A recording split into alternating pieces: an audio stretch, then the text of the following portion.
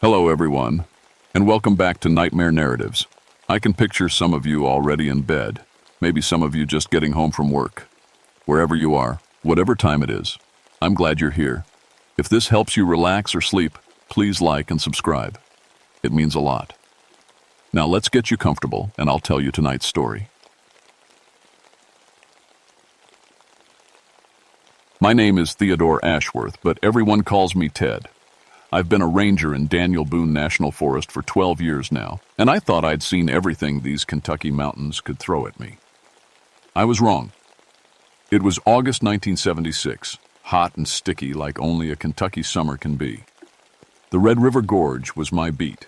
Thousands of acres of wilderness where people came to disappear, some for good reasons, some for bad. I knew every trail, every hidden valley, every place a man might set up shop away from prying eyes. I became a ranger to get away from the corruption I'd seen as a state trooper. City police work had gotten ugly, with too many dirty cops and too many payoffs. Out here in the forest, things seemed cleaner. Black and white, right and wrong, legal and illegal. That morning started like any other. Coffee at sunrise, checking my gear, loading up the truck. My wife Sarah had made extra sandwiches. She always worried I wouldn't eat enough when I was out on patrol. My boys, 12-year-old Mike and 10-year-old Danny, were still asleep. They'd be fishing at the creek behind our house by the time I got home, if I was lucky. The radio crackled as I drove the winding forest roads. "Ted, we got a report of smoke near Pine Ridge. Might be another still." I sighed and grabbed the radio. "Copy that. On my way." Moonshiners were a constant problem. These mountains had been making illegal liquor since before my grandfather was born. Most of the time, it was just poor families trying to make ends meet.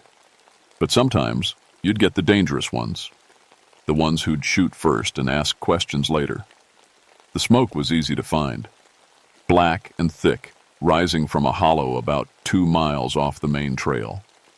I parked my truck and hiked in, following the smell of burned wood and something else. Something sweet and sickening that made my stomach turn. The still was a mess. Upper tubing twisted like broken bones, mason jars scattered and shattered, and in the middle of it all, what was left of a man. I'd seen fire victims before. This was different. The body was burned beyond recognition, but the weird thing was, everything around him was barely touched. The wooden shack that housed the still should have been ash. Instead, just the man was burned, like something had cooked him from the inside out.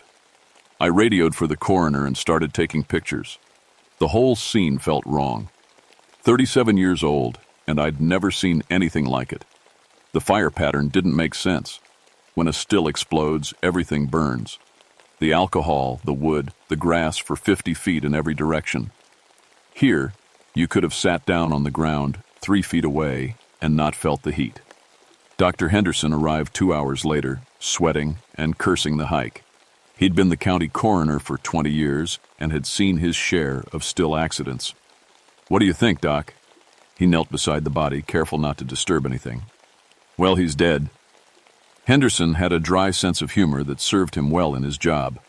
But after a few minutes, his joking stopped. "Ted, come look at this." The man's hands were reaching towards something or trying to push something away. His mouth was open in a scream. But the strangest thing was his eyes. They weren't burned away like the rest of him. They were wide open, staring at something that wasn't there anymore. "I've seen men die in fires," Henderson said quietly. "They don't look like this. This man was terrified of something before he burned." "Any idea who he is?" Henderson shook his head. "Not from what's left. But I found this." He held up a partially melted wallet. Inside was a driver's license, barely readable. "Jimmy Morrison, lives about 5 miles from here." I knew the Morrison family, poor but honest. Jimmy had 3 kids and a wife who cleaned houses in town. He wasn't the type to run moonshine, but these days, desperate people did desperate things. "Any idea what caused the fire?"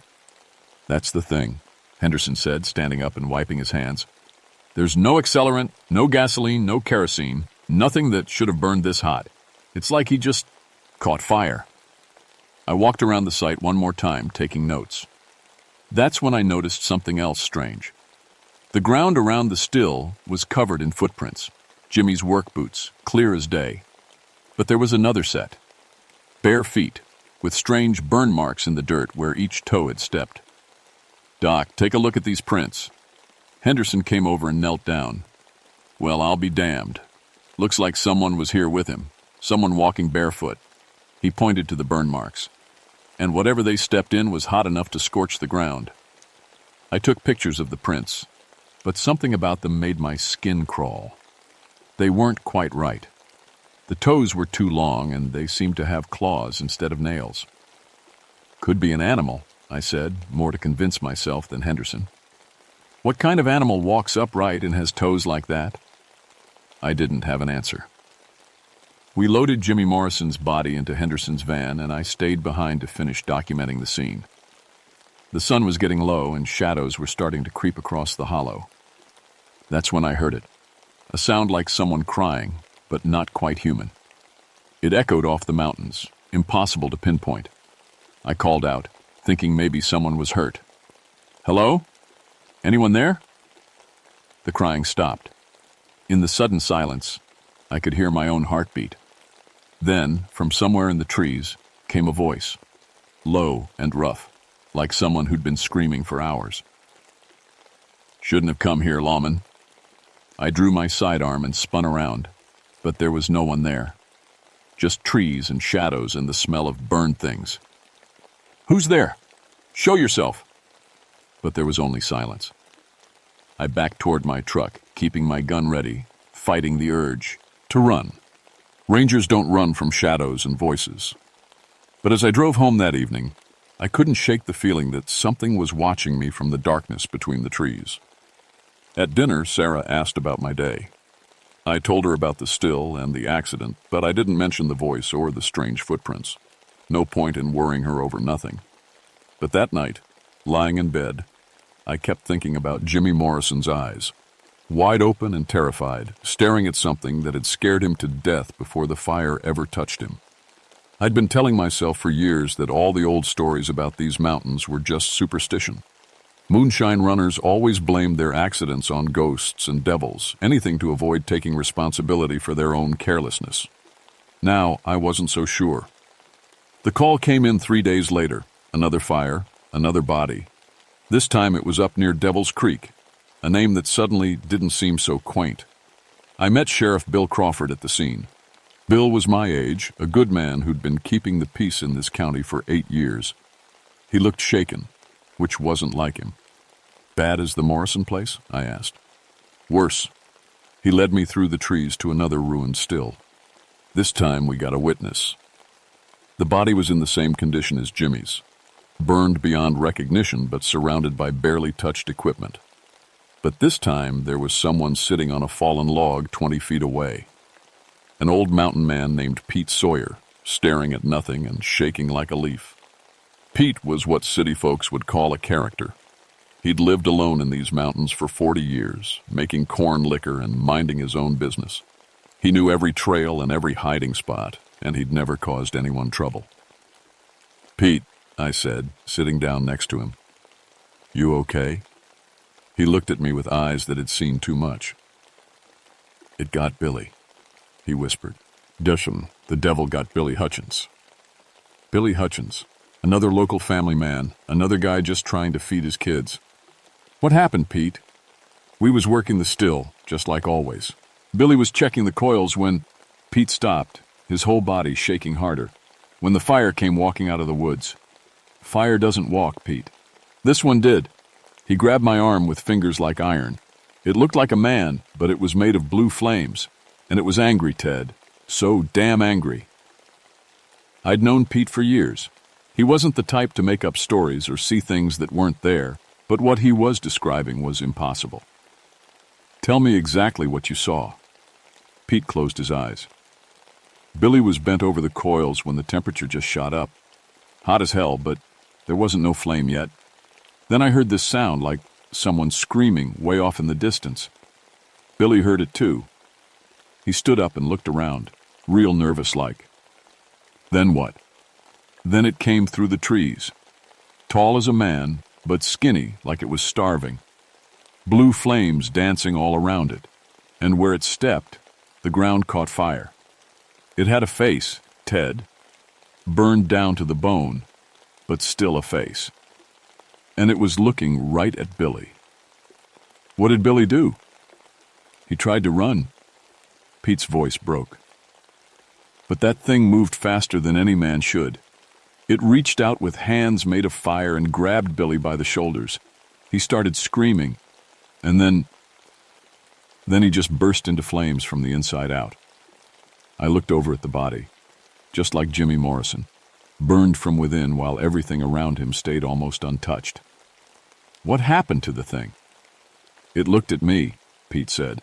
Looked right at me with eyes like burning coals. And it said something. What did it say? It said, "Tell the law to stay away from mountain business." Then it just faded back into the trees like smoke. Bill Crawford had been listening to the whole story, with a look that said he thought Pete had lost his mind. I wasn't so sure. 2 identical deaths in 3 days, both at moonshine operations. That wasn't a coincidence. Pete, I need you to come with us. Give a statement. He shook his head violently. I ain't leaving these mountains. That thing knows I'm here, but it let me live to carry the message. I won't push my luck. We couldn't force him, so Bill and I documented the scene and headed back to town. On the drive, Bill finally said what we were both thinking. 2 men dead in 3 days, both burned the same impossible way. Either we got a serial killer with some kind of new weapon, or what? Or Pete's telling the truth and we got something else entirely. That evening, I stopped by the library and looked up everything I could find about local folklore. Most of it was nonsense, stories about phantom hitchhikers and haunted bridges. But I found one story that made my blood run cold.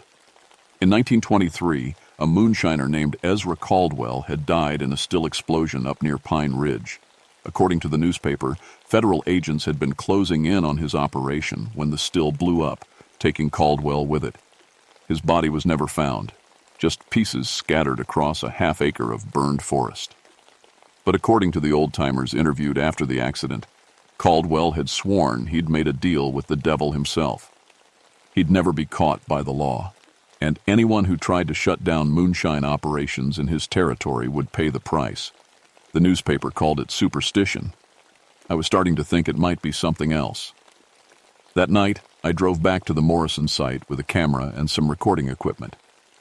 I told myself I was being thorough, documenting everything properly. But the truth was, I needed to know if what Pete saw was real. I parked a quarter-mile away and hiked in by moonlight. The hollow felt different at night, colder, despite the August heat. The trees seemed to lean in closer, and every sound made me jump. The still ruins looked the same, but something felt wrong. The air was thick and hard to breathe, like right before a thunderstorm. I set up my camera and started taking pictures. That's when I noticed the temperature dropping. Not gradually, all at once, like someone had opened a freezer door. My breath started to fog and frost began forming on the metal remains of the still. Then I saw the light. Blue flames dancing in the air where there was nothing to burn. No fuel, no source, just fire floating 3 feet off the ground. It moved like it was alive, twisting and reaching toward me. I grabbed my radio, but it was dead. The camera, too. Every piece of electronic equipment I'd brought was completely dead, like the batteries had been drained in seconds. The flames started to take shape. First just a rough outline, then more detailed. A man, tall and thin, made entirely of blue fire. I could see through him, but he was definitely there. And he was looking right at me. I tried to back away, but my legs wouldn't move. The thing glided closer, and I could feel the heat rolling off it in waves. When it spoke, its voice sounded like wind through a graveyard. "You don't listen too good, lawman." I found my voice. "What do you want?" "I want you to leave my mountains alone. Stop poking around where you don't belong. People are dying. People who break the law are dying. People who make deals with revenue agents and federal men. That's justice." The thing moved closer, and I could see its face clearly now. Skull-like, with burned flesh hanging in strips, but somehow still alive. Still angry. "You're Ezra Caldwell." It smiled, and the expression was horrible. "Smart man. Yes, I'm Caldwell. Been watching over these mountains for 53 years, making sure the old ways don't die out." "The old ways? You mean moonshining?" "I mean freedom. Freedom from government taxes and regulations. Freedom from outside laws telling mountain folk how to live." The flames around it grew brighter. But some people forget that freedom has a price. Some people think they can make deals with federal agents. Some lead them to family stills, betray their own people for money. I thought about Jimmy Morrison and Billy Hutchins. Both had families struggling with money. Both might have been desperate enough to make a deal with federal agents. "So you killed them?" "I gave them justice. Mountain justice. The same justice I'll give to anyone who brings outside law into my territory." The thing started to fade, but its voice remained clear. "Go home, Ranger Ashworth. Kiss your wife and boys good night. And forget you ever saw me. Because if I see you here again, if I see any more law in these mountains, you won't like what happens next." The flames disappeared, and the temperature shot back up to normal. My equipment started working again, but when I checked the camera, all the pictures I'd taken of the flames were blank. I hiked back to my truck on shaking legs. Whatever I'd just seen, whatever I'd just talked to, it knew my name. It knew about my family. That night I sat at my kitchen table with a cup of coffee and a bottle of whiskey, trying to make sense of what I'd experienced. Sarah found me there at dawn. "Bad night?" she asked. "Yeah, real bad." She sat down across from me. "Want to talk about it?" I looked at her. My wife of 15 years, the mother of my children, the most important person in my world. How could I tell her I'd spent the night talking to a dead moonshiner made of fire? Just work stuff, nothing to worry about. But as I said it, I wondered if that was true. Ezra Caldwell had mentioned my boys by name. He knew where I lived, and somehow I had the feeling this was just the beginning. The third death came a week later, but this one was different. This one was federal. ATF agent Dave Martinez had been working undercover, trying to infiltrate the local moonshine network. He was found at dawn by a hiker, burned to death in a clearing that showed no signs of fire damage anywhere else. Special Agent Lisa Rodriguez arrived from Louisville that afternoon with a team of federal investigators. She was all business. Short, tough, with the kind of confidence that came from years of handling explosives and dangerous criminals. "Ranger Ashworth? I'm Rodriguez, ATF. We need to talk." We met at the county sheriff's office. Rodriguez spread out crime scene photos on the conference table. Pictures from all 3 sites. 3 men, 3 identical deaths, all connected to illegal distilling operations. "Your turn to tell me what you know." I told her about the still sites, the impossible burn patterns, the lack of accelerants. I didn't mention Ezra Caldwell or blue flames made of supernatural fire. Not yet. "Any witnesses?" "One, Pete Sawyer. But his story is unusual. I'd like to talk to him. Good luck. He won't come down from the mountains, and he's pretty spooked." Rodriguez studied the photos. "These burn patterns don't make sense. It's like the victims were incinerated from the inside while everything around them stayed cool. I've never seen anything like it." "What do you think caused it?" "Some kind of accelerant we haven't identified yet. Maybe military grade, something experimental. Could be we're dealing with someone who has access to unusual chemical weapons." It was a rational explanation. I wanted to believe it. But I'd seen Caldwell with my own eyes, talked to him face to face. This wasn't about chemical weapons. "I'd like to partner with you on this," Rodriguez said. "Federal jurisdiction, but we could use local knowledge. You know these mountains better than anyone." I agreed, partly because I didn't have a choice, partly because I figured 2 people might have a better chance of surviving what was coming. We started by installing surveillance equipment at known still sites. Motion sensors, cameras, temperature monitors, everything the federal budget could buy. If someone was using these locations to hunt moonshiners, we'd catch them. The first night was quiet. The second night, we got readings. "Ted, look at this." Rodriguez was monitoring the equipment from a command post in town. Site 7 is showing massive temperature spikes, 90 degrees to 160 in seconds, then back down to normal. Any movement? That's the weird part. The motion sensors aren't picking up anything human-sized, but the temperature readings suggest something big and hot is moving around. We drove out to Site 7, an abandoned still about 3 miles up Devil's Creek. The equipment was still running, showing normal readings now, but when we checked the cameras, we found something impossible. The footage showed blue flames moving through the clearing like a living thing. They formed rough human shapes, danced around the old still equipment, then faded away. But here was the strange part. The flames cast no light. Everything else in the clearing stayed dark, like the fire was absorbing light instead of producing it. "Equipment malfunction," Rodriguez said, but her voice wasn't confident. "All of it? At the same time?" She didn't have an answer for that. The next morning, we found Pete Sawyer's body. He was sitting against a tree near his cabin, burned the same way as the others. But this time, there was a message burned into the bark above his head. "Last warning." Rodriguez stared at the words, her federal training warring with the evidence in front of her. Someone's playing games with us, trying to scare us off with ghost stories and special effects.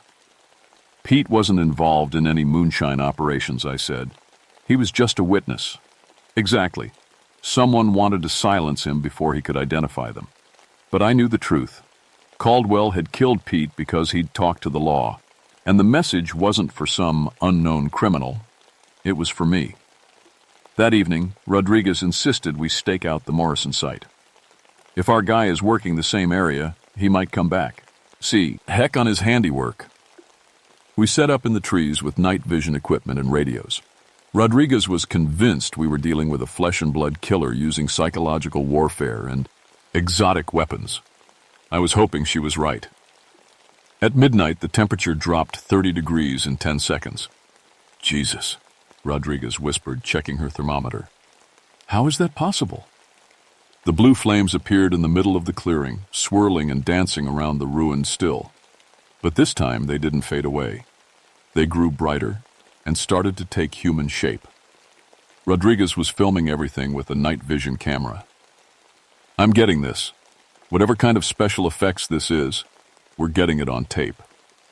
Caldwell's form solidified, becoming more detailed and terrifying. He looked directly at our hiding spot, smiled that horrible burned smile, and started walking toward us. "Rodriguez, we need to leave. Now." "No way. This is our chance to—" Caldwell raised one flaming hand, and Rodriguez's camera exploded in a shower of sparks. The night vision equipment died. Our radios went silent. "What the hell?" Rodriguez drew her sidearm, but I grabbed her arm. "Bullets won't stop that thing. We run or we die." But Caldwell was faster than any living man. He cut off our retreat, forcing us back toward the clearing. His voice echoed through the trees like wind through a cave.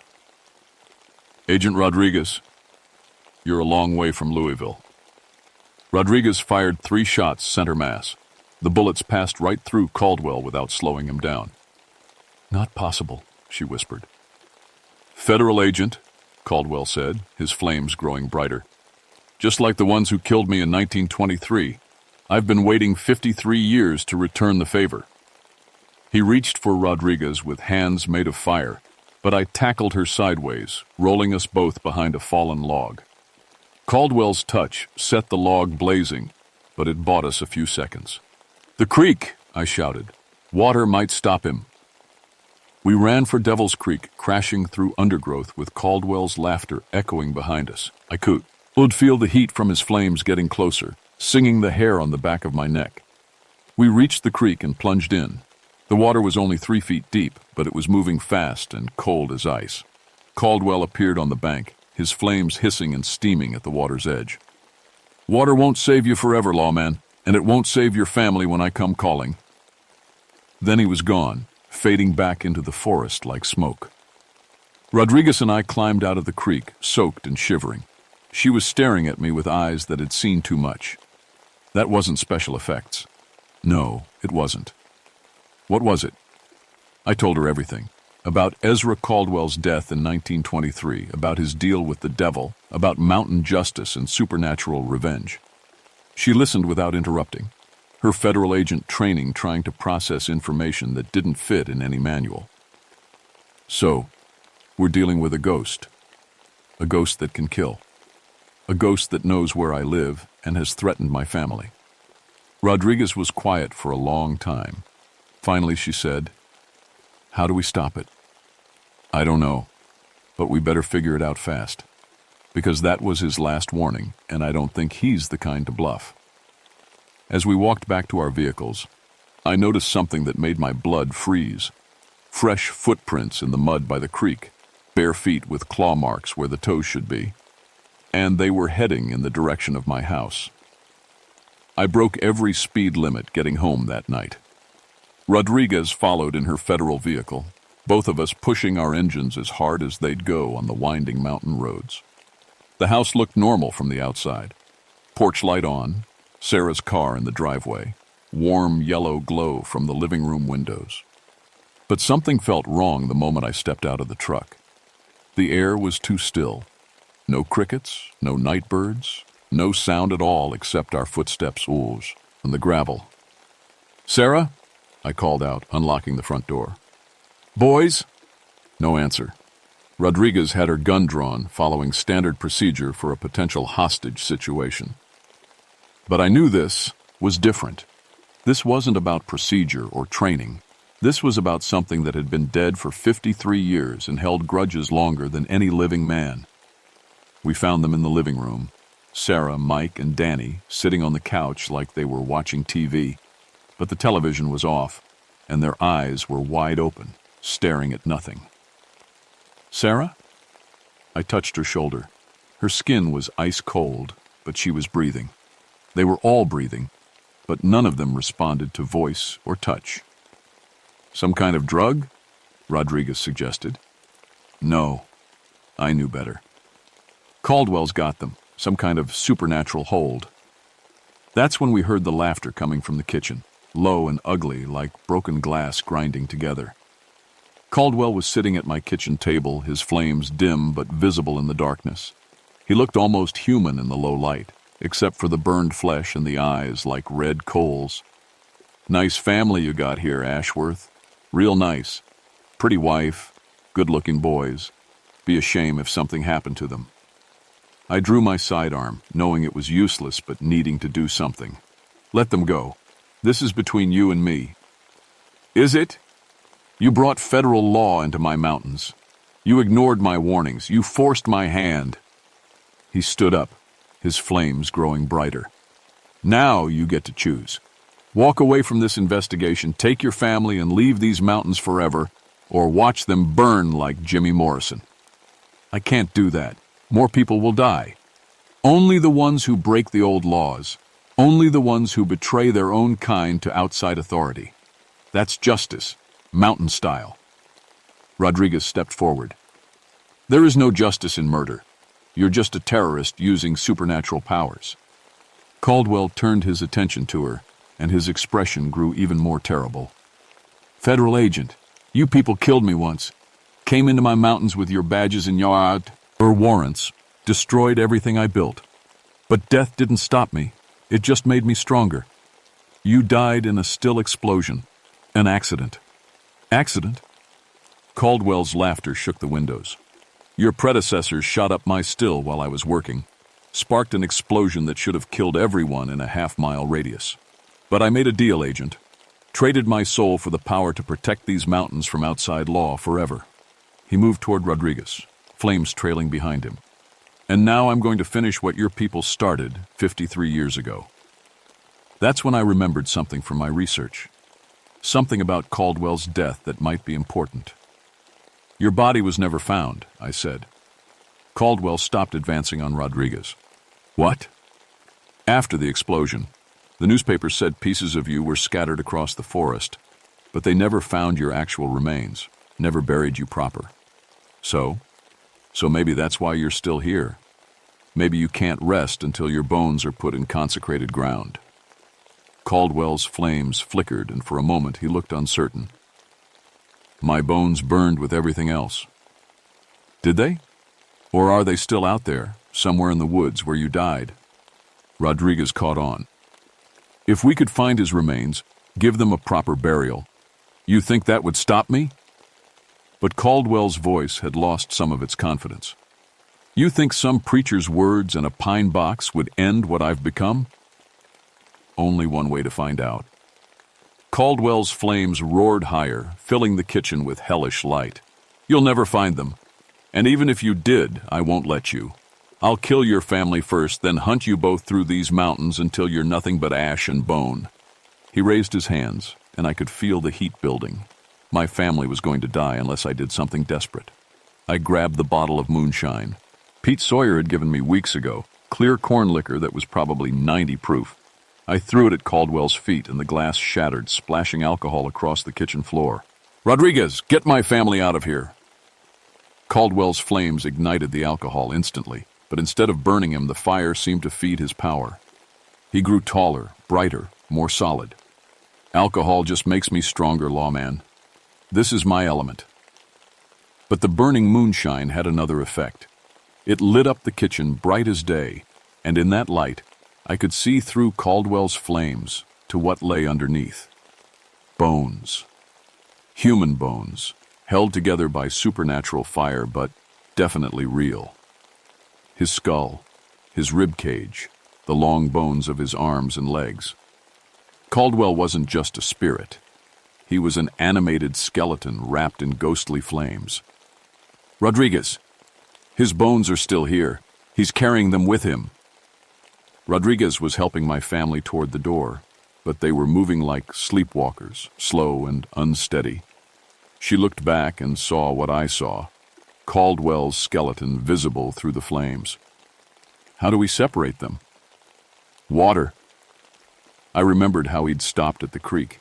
He can't cross running water. Caldwell realized what we were planning. His flames exploded outward, setting the kitchen curtains and cabinets on fire. You'll burn with this house before you reach any creek. The whole back of the house was going up in flames, but it was regular fire now, not supernatural. Rodriguez got my family outside while I grabbed the garden hose. Caldwell came after me, moving faster than any living man. His flaming hands reached for my throat, but I turned the hose on him at full pressure. The effect was immediate and dramatic. Where the water hit him, his flames went out and his bones became visible. Old, yellowed human bones held together by nothing but supernatural will. He screamed a sound like metal tearing and stumbled backward. Hurts, doesn't it? I kept the water aimed at his chest, washing away more flames. Water's the one thing you can't burn. Rodriguez appeared beside me with a second hose. Together, we drove Caldwell back, washing away his protective fire bit by bit. His bones clattered and rattled, trying to hold together without the supernatural flames binding them. This won't stop me, he screamed. I'll just come back stronger. Maybe, but first we're going to scatter your bones across 3 counties and bury the pieces in church graveyards. Let's see you come back from that. Caldwell made one last desperate lunge, but the water had weakened him too much. His bones came apart, clattering to the ground like old sticks. The skull rolled to a stop at my feet, its empty sockets still glowing with faint red light. This isn't over. The voice came from the skull, weak but still defiant. I'll find a way. Rodriguez found a metal toolbox in my garage, and we carefully collected every bone we could find. The skull went in last, still muttering threats in a voice like wind through broken glass. By dawn, we'd buried the bones in 7 different church cemeteries across 3 counties, with each piece blessed by a different minister. It took all day, and most of our remaining sanity, but by sunset, Ezra Caldwell was finally, truly dead. My family recovered slowly. Sarah remembered the cold, the sense of being frozen in place, unable to move or speak. The boys had nightmares for months, but they were alive, and that was what mattered. The official report blamed the deaths on a serial killer using exotic incendiary devices. The ATF classified the supernatural evidence, and buried it in files no one would ever see. Rodriguez transferred to a desk job in Washington. She said she'd had enough of field work for one lifetime. My house was a total loss, but insurance covered most of the damage. We moved to a new place 15 miles away, closer to town, farther from the deep woods where old things still wandered. I stayed in as a ranger, but I changed my patrol area. No more remote wilderness assignments. No more chasing moonshiners into hidden hollows. I stuck to the main trails and the tourist areas, places where the past stayed buried and the only dangers were natural ones. But sometimes, on quiet nights when the wind was right, I'd hear things in the forest. Voices speaking in old-time mountain dialect, the sound of copper tubing being bent and fitted, the splash of mash fermenting in hidden barrels. The old ways didn't die with Ezra Caldwell. They just got more careful. Rodriguez calls me sometimes, usually late at night when she can't sleep. She's investigated other cases now, things the federal government doesn't like to talk about. Haunted battlefields where Civil War soldiers still march. Desert highways where phantom hitchhikers cause fatal accidents. Government facilities where failed experiments refuse to stay dead. It's like Caldwell opened a door, she told me during one call. Once you see past the official explanations, you start noticing things that don't fit, things that shouldn't be possible. Any regrets? I asked. About stopping Caldwell? No. He was a killer, supernatural or not. People were dying. She paused. But sometimes I wonder if we really stopped him, or just delayed him. I wondered the same thing. The bones were buried in consecrated ground, blessed by 7 different ministers from 7 different churches. But Ezra Caldwell had made his original deal with something darker than any earthly power. Deals like that don't always honor paperwork and property lines. 3 months after we buried Caldwell's bones, I got a report of strange fires in the next county over. Moonshine operations burning with blue flames that gave off no light. Bodies found charred beyond recognition, while everything around them stayed untouched. I forwarded the report to Rodriguez and requested a transfer to another district. Some fights are worth having. Others are better left to someone younger and braver. My boys are grown now, with families of their own. Mike's a teacher in Lexington, Danny's an engineer in Louisville. Neither of them ever came back to the mountains to live, and I can't.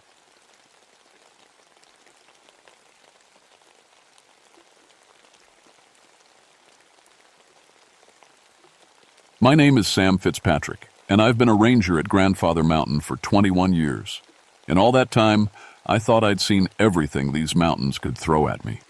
Broken bones, heart attacks, kids who wandered off trails. You name it, I've pulled someone out of it. That's what made me good at my job. I never believed in the stories. The old-timers around here love to tell tales about the grandfather witch. Some old woman who lives up in the high places, they say. She punishes folks who don't respect the mountain. Pure nonsense, if you ask me. Every time someone went missing or got turned around, there was always a real reason. Poor planning, bad weather, too much confidence, not enough skill. I was drinking my morning coffee when the call came in, October 15th, 1987. The leaves were just starting to turn, and the air had that sharp bite that meant winter was coming. Sam, we got a problem. It was Deputy Martinez from the county sheriff's office. His voice sounded tight. What kind of problem? Missing hikers. Group of 6. They've been gone 3 days now. I set down my coffee. 3 days was bad. Real bad. What do we know? They were experienced. All of them. Had GPS, proper gear, filed a plan with the visitor center. But Sam... He paused. The GPS is showing their location as impossible. What do you mean, impossible? I mean their signals are coming from places that don't exist. 1 minute they're at the bottom of a valley, the next they're on 3 different peaks at the same time. Either their equipment is busted, or what? I don't know, Sam. That's why I'm calling you. I grabbed my gear and headed out. 21 years of rescues had taught me that panic kills more people than exposure ever could. Stay calm, stick to the plan, and you'll find them. I'd brought back over 200 lost hikers. This would be number 201, through 206. The helicopter ride over the search area made my stomach drop, but not from the flying. I could see their gear scattered across the mountainside like someone had thrown it from the sky. Backpacks, sleeping bags, even boots spread out over terrain that would take hours to cross on foot. And the weird part? Some of it was hanging from tree branches 30 feet up. How the hell does a sleeping bag end up in the top of a pine tree? Asked Jake, the pilot. I didn't have an answer for that. We sat down at the visitors center, and that's when the day got really strange. The weather had been perfect for 3 days straight. Clear skies, mild temperatures, light breeze, perfect hiking weather. But as soon as I stepped out of that helicopter, I felt the air change. The temperature dropped so fast I could see my breath. Dark clouds rolled in from nowhere. "Storm coming," Jake said, checking his instruments. "Gonna have to scrub the air search." I looked up at the sky. Those weren't normal storm clouds. They moved wrong, like they had purpose, and they were only over Grandfather Mountain. 3 miles in any direction, the sky was clear as glass. Mrs. Henderson was waiting for me at the ranger station. She was about 70, had lived at the base of the mountain her whole life. Her family went back 5 generations in these parts. "You're looking for those city folks," she said. It wasn't a question. "Yes, ma'am. You seen anything unusual the past few days?" She gave me a look that made my skin crawl. "Unusual? Son, you've been up on this mountain long enough to know when she's stirred up." "She? The granny, the old mother of the mountain. Those folks did something to make her mad." I started to give her my usual speech about logical explanations and proper search techniques, but something in her eyes stopped me. Fear. Real fear. "Mrs. Henderson, what exactly? Are you trying to tell me?" "I'm telling you to be careful up there, Sam Fitzpatrick. The mountain remembers everyone who sets foot on her, and she don't forget disrespect." The wind picked up outside, rattling the windows. But it was the sound underneath the wind that made me pause, almost like voices, whispering. "That's just the wind in the trees," I said, more to myself than to her. Mrs. Henderson shook her head. "You keep telling yourself that, son. But when you find those hikers, if you find them, you ask them what they saw up there. You ask them about the old woman who offered to help." She left me standing there, looking out at a mountain I thought I knew better than my own backyard. The storm clouds were getting thicker and the temperature kept dropping. My radio crackled with reports from other search teams. Equipment failures, compasses spinning, GPS units showing locations that didn't match the terrain. I'd been searching these mountains for over 2 decades. I knew every trail, every ridge, every hidden valley. But looking up at Grandfather Mountain that afternoon, I felt something I'd never felt before. I felt like the mountain was looking back at me. The first victim we found was Sarah Chen. She was sitting by a stream that shouldn't have existed, staring at the water like she'd never seen anything so interesting in her life. I found her about 2 miles up the Rough Fork Trail, but that was impossible. According to her GPS tracker, she'd never left the parking lot.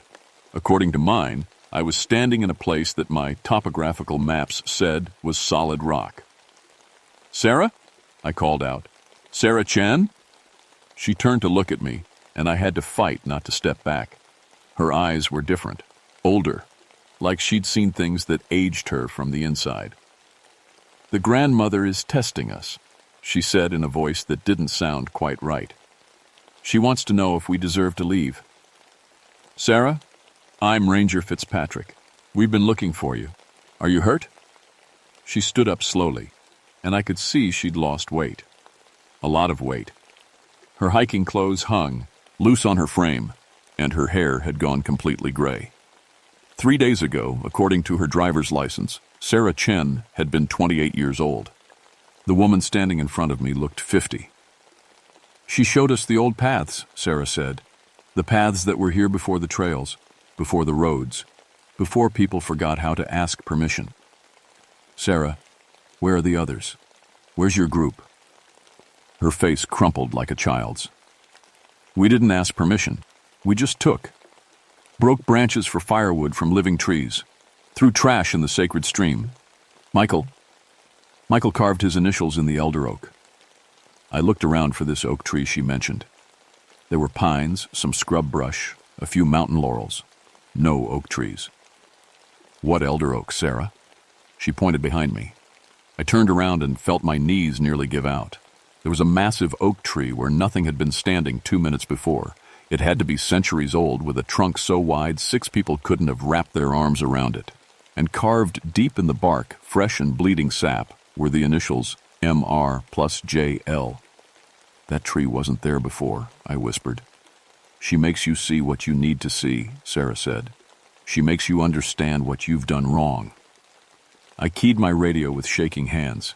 Base, this is Sam. I found Sarah Chen. I need a medical team up on Rough Fork Trail about 2 miles up. And I looked at the tree again. It was still there. And I need someone to verify my location. The radio crackled with static. Then Martinez's voice came through, fuzzy and distant. Sam, we're showing you in the parking lot. You haven't moved from the parking lot. That's impossible. I'm 2 miles up the trail. Sam, we can see you on the security cameras. You're standing next to your truck. I looked at Sarah. She was smiling now, but it wasn't a happy smile. She doesn't let you lie, even till you learn, she said. The grandmother wants to teach us all a lesson. I grabbed Sarah's arm, intending to walk her down the mountain to the medical team. But when I took a step toward where the trail should have been, I found myself walking deeper into the woods. The trees got thicker, the air got colder, and behind me I could hear Sarah laughing. You can't leave, Ranger Sam, not yet. She wants to meet you. We walked for what felt like hours. My watch said we'd been walking for 10 minutes. The trail beneath my feet felt real enough, but it didn't match any trail I'd ever seen. The markers were wrong. The turns went the wrong direction. And the trees were watching us. I know how that sounds. But when you've spent 21 years in the woods, you learn to notice things. Trees don't usually lean in toward the path like they're trying to listen. Branches don't usually reach out to brush against your shoulders as you pass. And the wind doesn't usually sound like whispers in a language you almost understand. She's old, Sarah said, still walking beside me like we were out for a pleasant stroll. Older than the Cherokee. Older than the mountains themselves, maybe. She remembers when the trees were her children and the streams were her blood. Sarah, you need medical attention. You've been out here 3 days without proper food or shelter. You're experiencing hallucinations? She stopped walking and turned to face me. Is that what you think this is? Before I could answer, I heard voices up ahead, human voices, calling for help. We came into a clearing I'd never seen before, though I could have sworn we were still on Grandfather Mountain. 3 people were huddled around a fire that gave off no smoke. As we got closer, I recognized them from the photos the sheriff had shown me. Michael Rodriguez, Jennifer Liu, and David Park.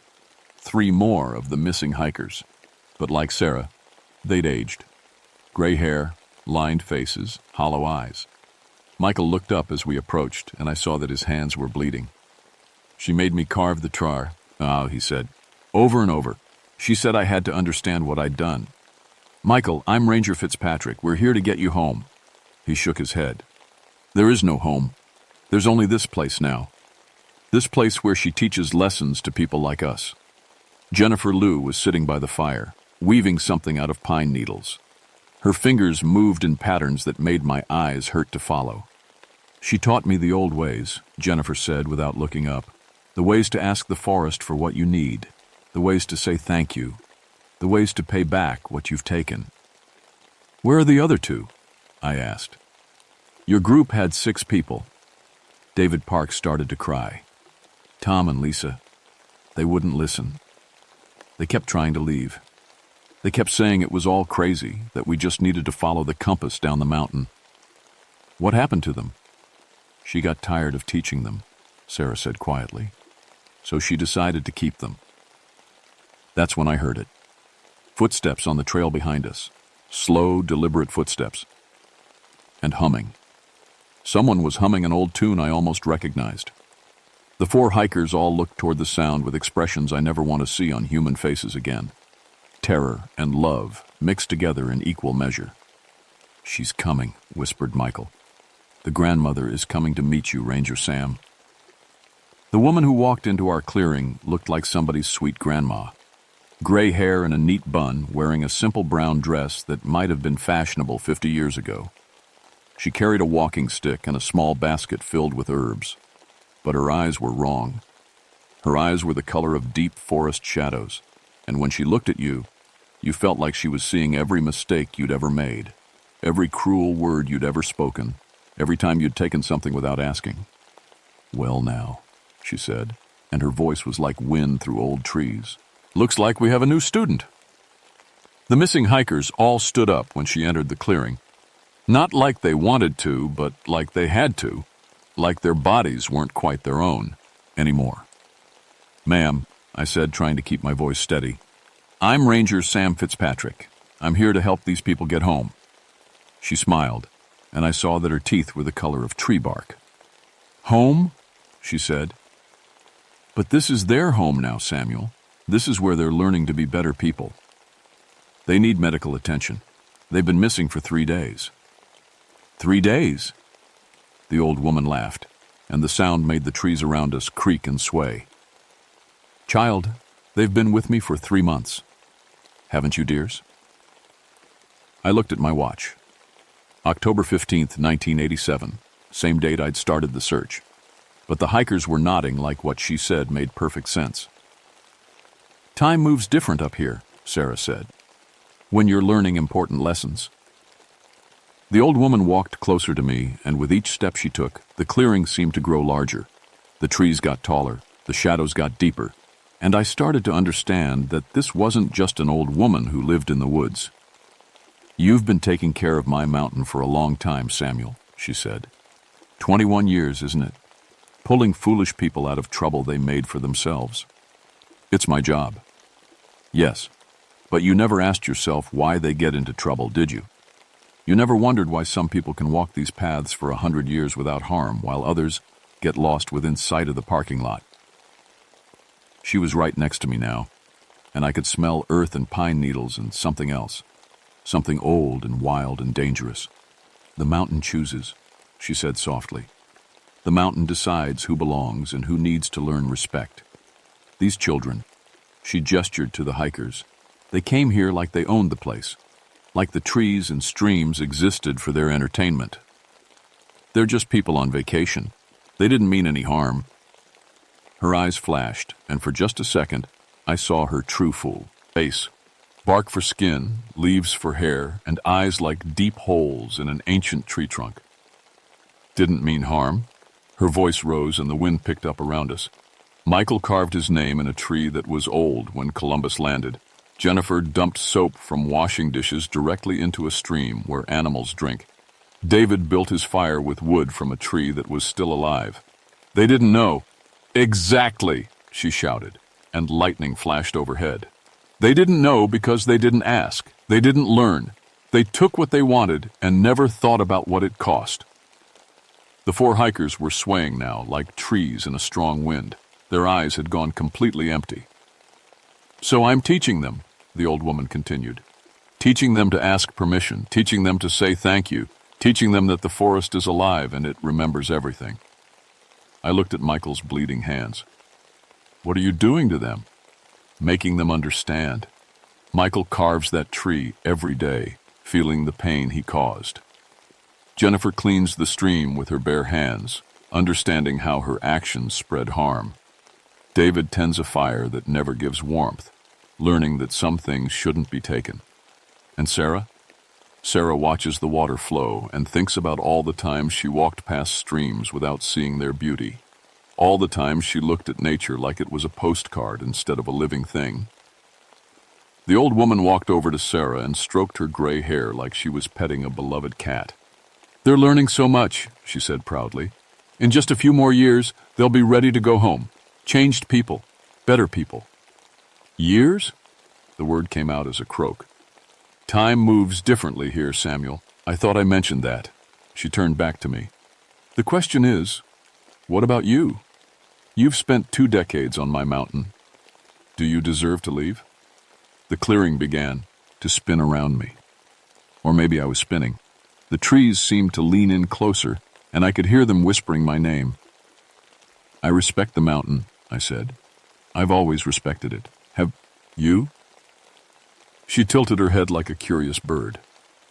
Tell me, Samuel, in 21 years of rescues, how many times did you stop to ask the mountain's permission before trampling through the forest with your helicopters and search teams?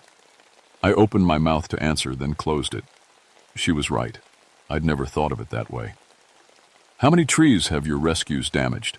How many animals have you frightened with your radios and sirens? How many sacred places have you walked through without even noticing they were sacred? With each question, I felt the ground beneath my feet become less solid.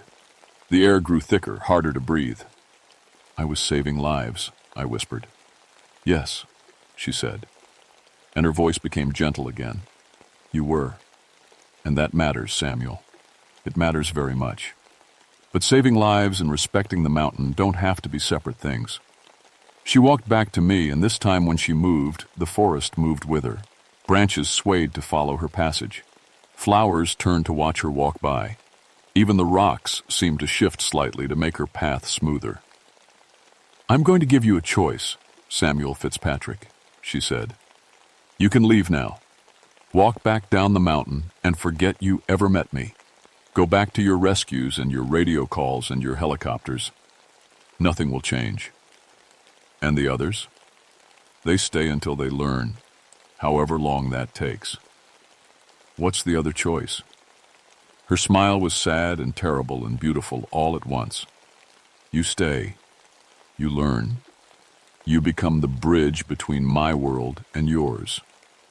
You help me teach people to respect what they're walking through. And in exchange, I let your friends go home. I looked at the 4 hikers. Sarah was still staring at the stream. Michael was still bleeding from his hands. They looked like they'd been there forever, like they belonged there now. How do I know you'll keep your word? You don't, she said simply. But you know what happens if you leave them here. I'll stay, I said. But I want to see them walk away first. I want to know they're really free. The old woman nodded. Fair enough. But first, you need to prove you understand what it means to respect my mountain. 3 tests, Samuel. Pass them all, and your friends go free. The clearing dissolved around us like morning mist, and suddenly I was standing on a trail I didn't recognize. The trees were bigger here, older. Some of them had trunks so massive I couldn't see around them, and the quiet was so deep it felt like the world was holding its breath. First test, the old woman said, appearing beside me without a sound. Listen. At first I didn't hear anything. Then slowly I began to pick up sounds.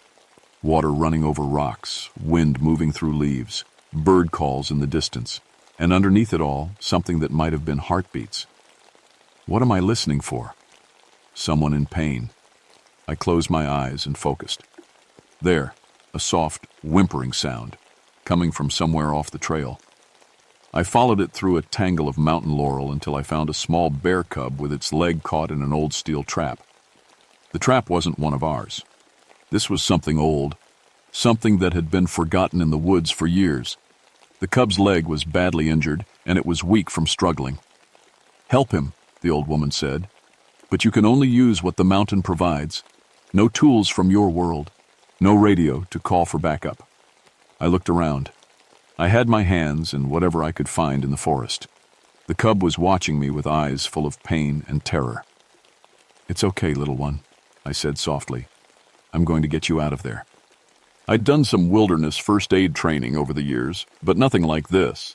I used fallen branches as levers to pry the trap open. I found moss to pack the wound and stop the bleeding. I gathered specific leaves and berries I remembered from Cherokee friends, plants that could help with pain and healing. But the hardest part was something I'd never really thought about before. I had to ask the forest for help, out loud. I had to thank the trees for their branches, thank the moss for its healing properties, thank even the trap for finally letting go. It felt foolish at first. Then it felt right. When I finally freed the cub, it looked at me for a long moment before limping away into the woods. And I swear I heard the old woman whisper, "Well done." The forest around me shifted again, and I was standing on a narrow ridge path. Fog had rolled in so thick I could barely see my own feet. "Second test," the old woman said. "Trust." "Trust what?" "Trust the mountain to guide you.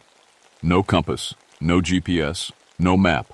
Find your way to the sacred grove using only what the mountain tells you." I started walking, trying to remember everything I'd learned about natural navigation. The way moss grows on trees, the direction water flows, the angle of the sun through the clouds. But this was different. The fog was too thick to see landmarks. My compass spun wildly, pointing in all directions.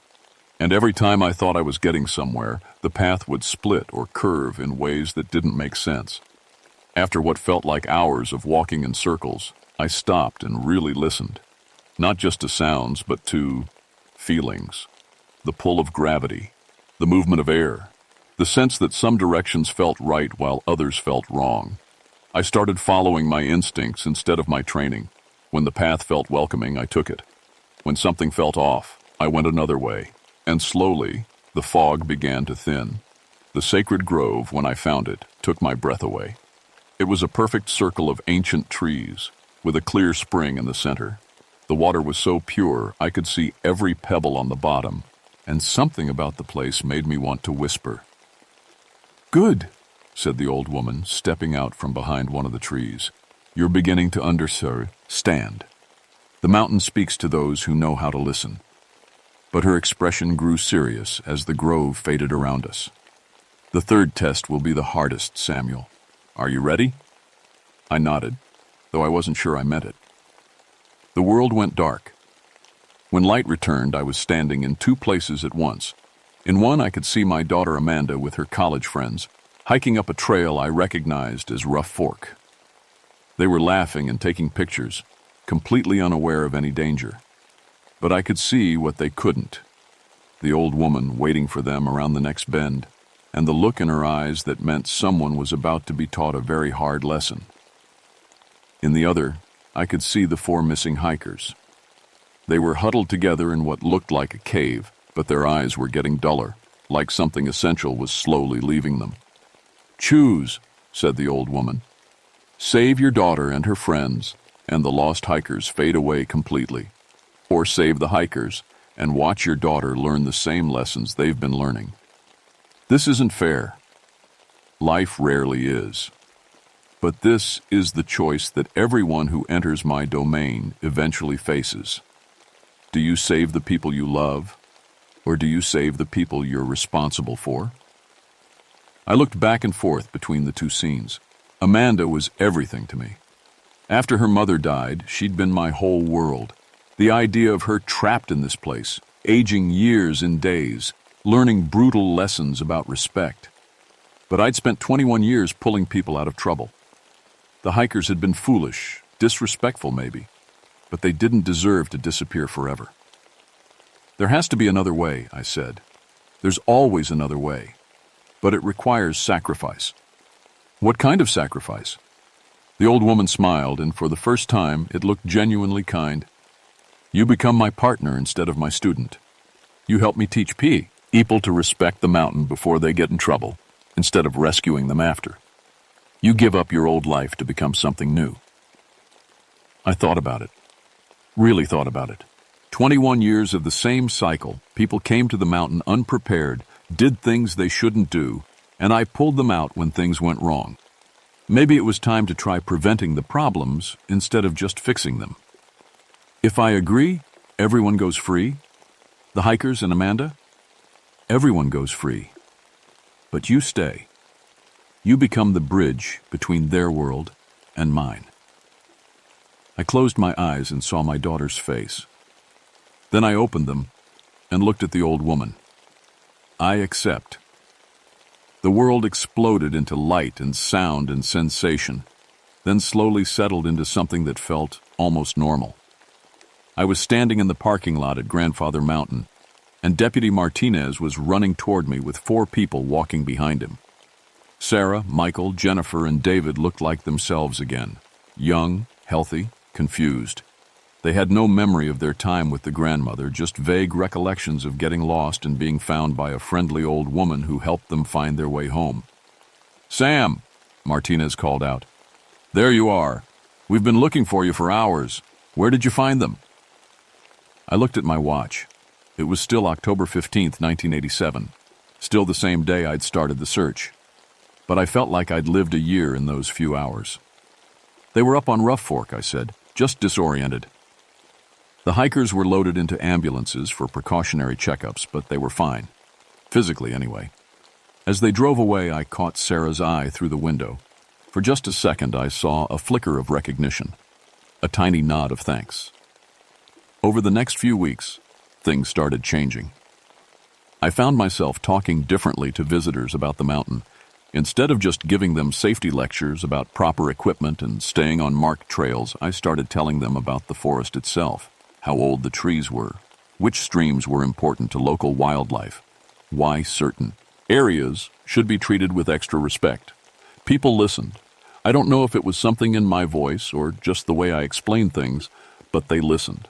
The number of rescue calls started dropping. Visitors began following leave no trace principles without being told. Kids stopped carving their initials in trees. And sometimes, when I was alone on the mountain, I would see her, the old woman. She would nod approvingly when a hiker stopped to thank a tree for shade, or when someone carefully moved a salamander off the trail instead of stepping over it. I developed what I came to think of as a sixth sense. I could feel when someone was about to do something disrespectful. A subtle wrongness in the air, a whisper that wasn't quite wind. When that happened, I would somehow find myself nearby, ready with a gentle word or an educational moment that would redirect them. My daughter Amanda still came to visit, but she approached the mountain differently now. She would ask my permission before picking flowers for her hair. She would thank the stream before filling her water bottle.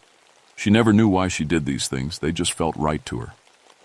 "Dad," she said during one visit, "this place feels different lately, more alive somehow." "Maybe you're just learning to really see it," I told her. The old woman and I never spoke directly again, but I felt her presence constantly. She was in the way the trees seemed to bend their branches to shelter tired hikers. She was in the springs that always ran clean and cold. She was in the morning mist that made everything look magical and ancient and deserving of respect. I stayed on as a ranger for another 15 years, retiring in 2002, but I never really left the mountain. I bought a small cabin at the base and became one of those old-timers who tells stories to anyone who'll listen. Stories about the importance of asking permission before taking anything from the forest. Stories about thanking the mountain for safe passage. Stories about an old woman who lives in the high places and watches over everyone, who visits her domain. Most people think they're just colorful local folklore, but every now and then I'll see someone really listening. Someone who understands that the stories aren't just stories. Those are the people who hike the mountain safely. Those are the people who come back changed for the better. Those are the people who learn to see the forest as a living thing deserving of respect, not just a pretty backdrop for their vacation photos. And sometimes on very quiet nights when the moon is dark and the wind is still, I can hear her humming old songs in the trees. Songs that remind me that some lessons are worth a lifetime of teaching. The mountain remembers everything, and now, so do I.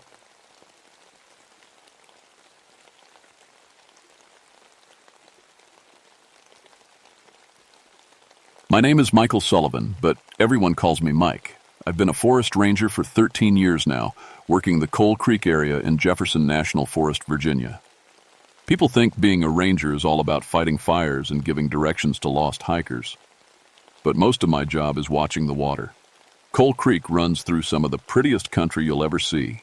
Clear mountain water flowing over smooth rocks, feeding into streams that eventually reach the James River.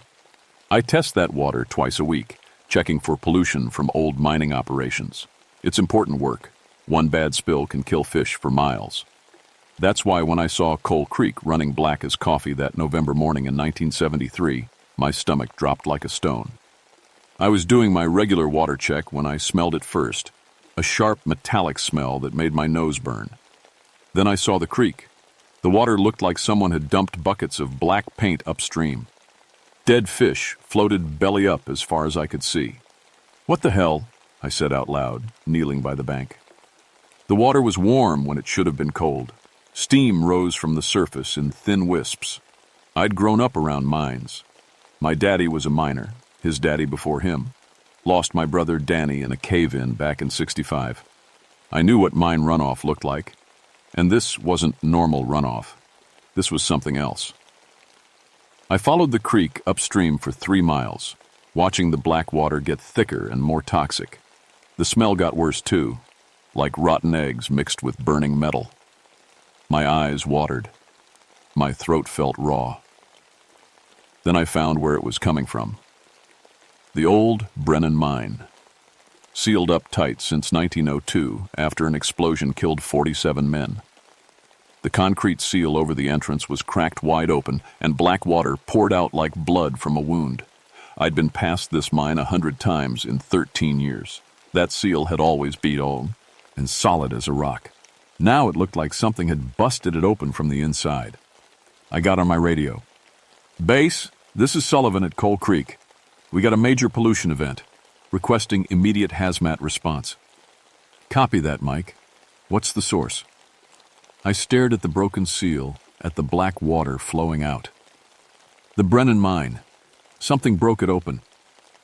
"That's impossible, Mike. That mine's been sealed for 70 years. "Yeah, well, tell that to the seal." While I waited for the hazmat team, I walked around the mine entrance. The concrete chunks were scattered everywhere, some pieces as big as truck tires. But here's what made my skin crawl. The breaks in the concrete were smooth, like they'd been cut with tools. And all the pieces were on the outside of the entrance. Whatever broke that seal had done it from inside the mine. I set up my equipment to test the water and gas levels. The readings I got didn't make sense. Temperature was 97 degrees, warmer than my body. The gas detector kept beeping and showing readings for chemicals that shouldn't exist. Methane levels that would kill a man in minutes. But I wasn't dead. I was standing right there, breathing just fine. That's when I heard the sound. Faint at first, like wind through trees. But as I listened closer, it sounded like voices. Men singing, old mining songs. I knew those songs from my childhood. My daddy used to sing them after work, sitting on the porch with a beer. Songs about going down in the dark, about missing home, about men who never came back up. But there were no men down in that mine. There hadn't been for 71 years. I packed up my gear fast and got out of there. But driving home, I couldn't shake the feeling that something was watching me from those dark woods. Every time I checked my rearview mirror, I thought I saw lights moving between the trees, flickering lights, like lanterns. That night, I sat at my kitchen table with a beer and the old mine records I'd pulled from the county office. My wife Sarah was putting our twin boys to bed upstairs, 7 years old, both of them. The same age I was when my daddy first took me to see a mine. The Brennan Mine records made for grim reading. 47 men dead in an explosion on November 15, 1902. The company said it was an accident, gas buildup that caught fire. But there were complaints filed before the explosion. Safety violations, bad air, dangerous conditions. The mine foreman was a man named Jacob Brennan, same name as the mine. Irish immigrant, worked his way up from the bottom. The report said he died trying to get his men out. Families sued the mining company after, said the company knew it was dangerous and sent men down anyway. But the company had good lawyers. The families got nothing. I looked at the date on the report, November 15th, 1902, exactly 71 years ago. Tomorrow would be November 16th. I should have stayed away from that mine, should have let the hazmat team handle it and written my report from a safe distance. But something drew me back the next morning like a moth to flame. The hazmat crew had come and gone. They'd found the same impossible readings I had. Gas levels that should have killed everyone in the area. Water temperatures that made no scientific sense. They'd sealed the mine entrance with steel plates and warning signs. But I could hear them before I even got out of my truck. Voices, dozens of them, coming from underground, not singing this time, talking, planning, the sound of men getting ready for work. I walked up to the new steel barrier. It was already bent outward in places, metal twisted like something with incredible strength was pushing from inside. "Hello?" I called out. "Is someone in there?" The voices stopped. Then from deep in the mine, a voice answered. Irish accent, thick as molasses. "The work ain't finished, Ranger man." My blood turned to ice water. I knew that voice somehow, even though I'd never heard it before. "Who it? Ryu?" I shouted. "Name's Brennan, Jacob Brennan. These are my boys." I knew I should run. Every instinct screamed at me to get back in my truck and drive away as fast as I could. Instead, I found myself asking, "What work?"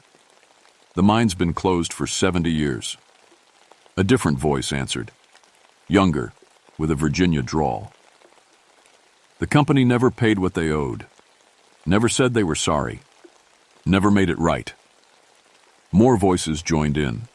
Different accents, Irish, German, local mountain folk, all of them angry, all of them demanding justice. "We can't rest," Brennan's voice boomed from the darkness. "Not till accounts are settled." The steel barrier groaned and buckled.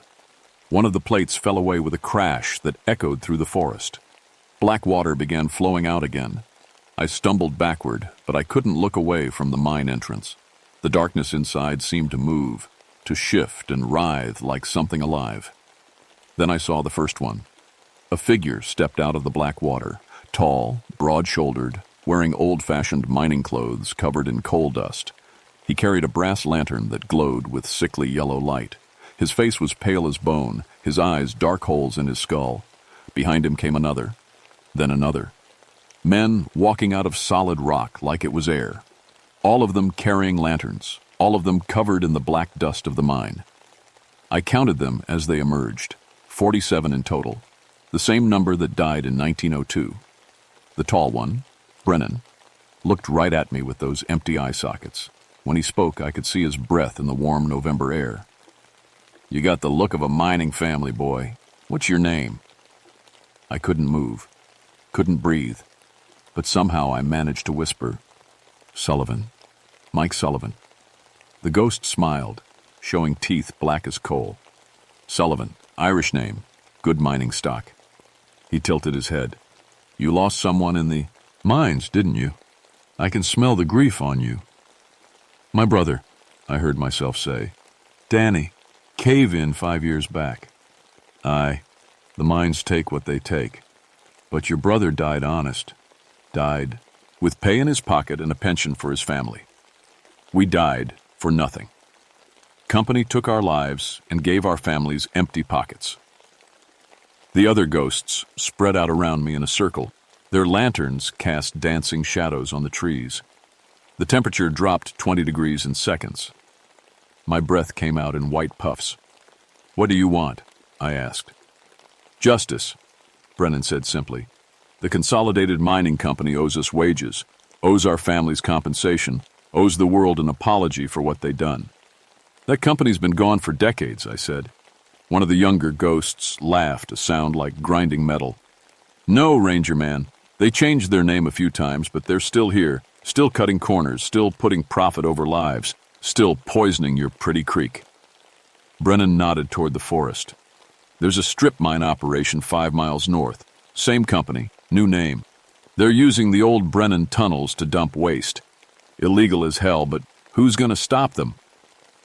I knew the operation he meant. Appalachian Resources, Inc., and I'd gotten complaints about them, but every time I investigated, their permits seemed to check out. Their lawyers were slick, their paperwork perfect. "You want me to shut them down?" I asked. "We want what's owed," Brennan said. 71 years of unpaid wages, compensation for our families, and an admission that they killed us with their greed." The circle of ghosts tightened around me. The lantern light flickered and danced. I could smell the mine on them, coal dust and gas and the sweet, sick smell of death. "If we don't get justice," Brennan continued, "we'll take it. Every man who profits from our deaths, every executive who covers up the truth, Every politician who looks the other way, they'll join us in the dark. One of the ghosts reached out and touched my shoulder. His hand passed right through my jacket, but I felt and anyway, cold that burned like fire, sadness that hit me like a punch to the gut. Suddenly, I wasn't Mike Sullivan, the ranger, anymore. I was someone else. A young Irish immigrant named Patrick, working in the Brennan mine in 1902. I could feel the weight of the pickaxe in my hands, the dust filling my lungs, the fear in my belly as I smelled gas leaking from the walls. I could feel the explosion coming, the terrible moment when spark met gas and the mountain tried to swallow us whole. Then the ghost let go and I was myself again, shaking, gasping, tears running down my face. "Now you know," Brennan said softly. "Now you understand what we went through, what they put us through." The ghosts began to fade back into the darkness of the mine, but Brennan lingered. "You got a choice, Ranger man. Help us get justice, or watch us take it. Either way, the work gets finished." Then they were gone, and I was alone by the broken mine seal with only the sound of poisoned water flowing into Coal Creek. I didn't sleep that night. Every time I closed my eyes, I saw those 47 faces, felt that ghost's hand on my shoulder, remembered what it was like to die in the dark, crushed by tons of rock and company greed.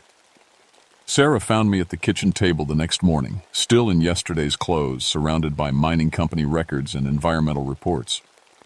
"Mike, honey, you look terrible. What's wrong?" I wanted to tell her, wanted to share the impossible weight of what I'd seen. But how do you explain ghosts to someone who's never lost a family member to the mines? How do you make them understand that the dead sometimes have unfinished business? "Just work stuff," I said. "Water pollution case. It's complicated." She kissed the top of my head. "Well, don't work yourself to death over it. The creek will still be there tomorrow." But would it? And more importantly, would I?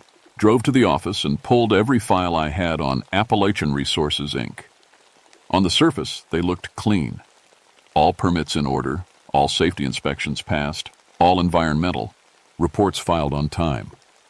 But I'd learned to read between the lines after 13 years of dealing with mining companies. The inspection dates were always the same, predictable patterns that would give the company plenty of time to clean up before the inspectors arrived. The safety violations were minor things that wouldn't shut down operations. And the environmental reports showed pollution levels just barely within legal limits. Too clean, too convenient, too perfect. I made some phone calls. A buddy of mine at the state environmental office, another friend who worked mine safety. Slowly, a different picture emerged. Appalachian Resources had a history. 3 serious accidents in the past 2 years, all covered up or explained away. Workers who complained about safety conditions found themselves laid off or transferred. Local doctors had noticed an increase in black lung disease, but the company's medical reports showed nothing. And the company's ownership traced back through a maze of shell corporations to something called Consolidated Holdings, the modern descendant of the Consolidated Mining Company that had owned the Brennan mine in 1902. Same company, new name, same old tricks. I was still researching when my phone rang. The caller ID showed a number I didn't recognize, but I answered anyway. "Sullivan." "Mr. Sullivan, this is Richard Hayes, legal counsel for Appalachian Resources. I understand you've been asking questions about our operations." Ice formed in my stomach. It's my job to monitor environmental conditions in this area. Of course, we appreciate the important work you rangers do. However, we have some concerns about misinformation being spread regarding our safety record. We'd like to invite you to tour our facilities, see our operation firsthand, clear up any misunderstandings. It sounded like a reasonable offer. It felt like a threat. "I'll cider it," I said. "Excellent. How about this afternoon? Say, 2 o'clock? I looked at the clock. It was already noon. "That's short notice. We're very eager to address any concerns. We'll send a car." He hung up before I could refuse. The car that came for me was a black sedan with tinted windows. The driver didn't talk during the 40-minute ride to the strip mine operation. He just stared straight ahead while country music played softly on the radio. The mine itself was like a wound in the earth. Acres of barren ground where a mountain used to be. Huge trucks moved back and forth, carrying loads of coal and dumping waste into enormous pits. The air tasted of dust and diesel fuel. Richard Hayes met me at the gate. Expensive suit, perfect smile, handshake like a politician. "Mr. Sullivan, thank you for coming. I think you'll find our operation is very different from what you might expect." He gave me the full tour, showed me their equipment, their safety procedures, their environmental controls. Everything looked impressive. Everything followed regulations. Everything was exactly what it was supposed to be, except for the smell. Under the diesel and dust, I caught whiffs of something else. Something familiar. The same metallic, rotten egg smell I'd detected at Coal Creek. The smell of poisoned water. "Where do you dispose of your chemical waste?" I asked. Hayes's smile never wavered. "We have a state-of-the-art treatment facility. All waste is processed according to EPA guidelines before disposal." "Can I see it?" "I'm afraid that area is off-limits for safety reasons. Trade secrets, you understand. Company policy." We were walking past a row of buildings when I heard it. Faint, but unmistakable. The sound of men singing, mining songs in Irish accents. Hayes kept talking about safety records and environmental compliance, but I wasn't listening anymore. I was following that sound, trying to figure out where it was coming from. Then I saw him. Jacob Brennan stood between two storage buildings, clear as day in the afternoon sunlight. He wasn't glowing anymore. Didn't look like a ghost at all. Just a tall man in old-fashioned mining clothes, watching me with dark, serious eyes. He pointed toward a cluster of buildings at the edge of the complex. Then he held up 4 fingers, then 7, 47. "Mr. Sullivan?" Hayes was staring at me with concern. "Are you feeling all right? You look pale." I looked back toward the buildings, but Brennan was gone. "I'm fine, just the altitude." "Perhaps we should head back. I think you've seen enough for today." On the drive back to town, I couldn't stop thinking about what Brennan had shown me. Those buildings at the edge of the complex, what were they hiding? That night, I made a decision. I was going back to that mine, but not as an invited guest. I was going as a ranger doing his job. I just hoped I'd live long enough to finish it. I went back at midnight with a flashlight, a camera, and a prayer. The security guard at the gate was asleep in his booth. I parked a quarter-mile away and walked in through a hole in the fence that looked like someone had cut it with industrial equipment. The mine felt different in the dark. Bigger, more dangerous. The machinery sat silent and hulking like sleeping monsters. My footsteps echoed off the equipment and buildings. I made my way toward the cluster of buildings Brennan had pointed to. They were unmarked, windowless concrete structures that looked more like bunkers than storage facilities. The air around them smelled thick and wrong. The first building was locked, but the second one had a door standing slightly open. I could hear water running inside, and that awful smell was stronger here. I pushed the door open and stepped inside. The beam of my flashlight revealed a nightmare. The building was hollow, filled with massive pipes that disappeared into the floor. Black water flowed through clear sections of pipe, carrying God knows what. Chemicals into the ground below. The sound was like a waterfall in hell. I followed the pipes with my light and found where they led. A tunnel entrance roughly carved into the concrete floor. Old mining equipment lay scattered around the opening. Pickaxes, shovels, brass lanterns from another century. This was it, the connection between the strip mine and the old Brennan tunnels. They were using the abandoned mine as an illegal waste dump, pouring toxic chemicals directly into the groundwater that fed Coal Creek. I started taking pictures, documenting everything I could see. The pipes, the tunnel entrance, the old mining equipment, evidence that would shut them down and send people to prison. That's when the lights went out. Not just my flashlight, though that died too. All the lights in the complex. The whole place went dark as a grave, and suddenly I could hear voices coming from the tunnel. 47 voices, singing in harmony. Deep in the earth, where the coal seams run, men go down when the day is done. Some come back when the whistle blows. Some stay down where nobody knows. The voices got louder as they got closer. I fumbled for my backup flashlight, but my hands were shaking so hard I dropped it. The sound of it hitting the concrete echoed like a gunshot. Then I saw the lights coming up from the tunnel.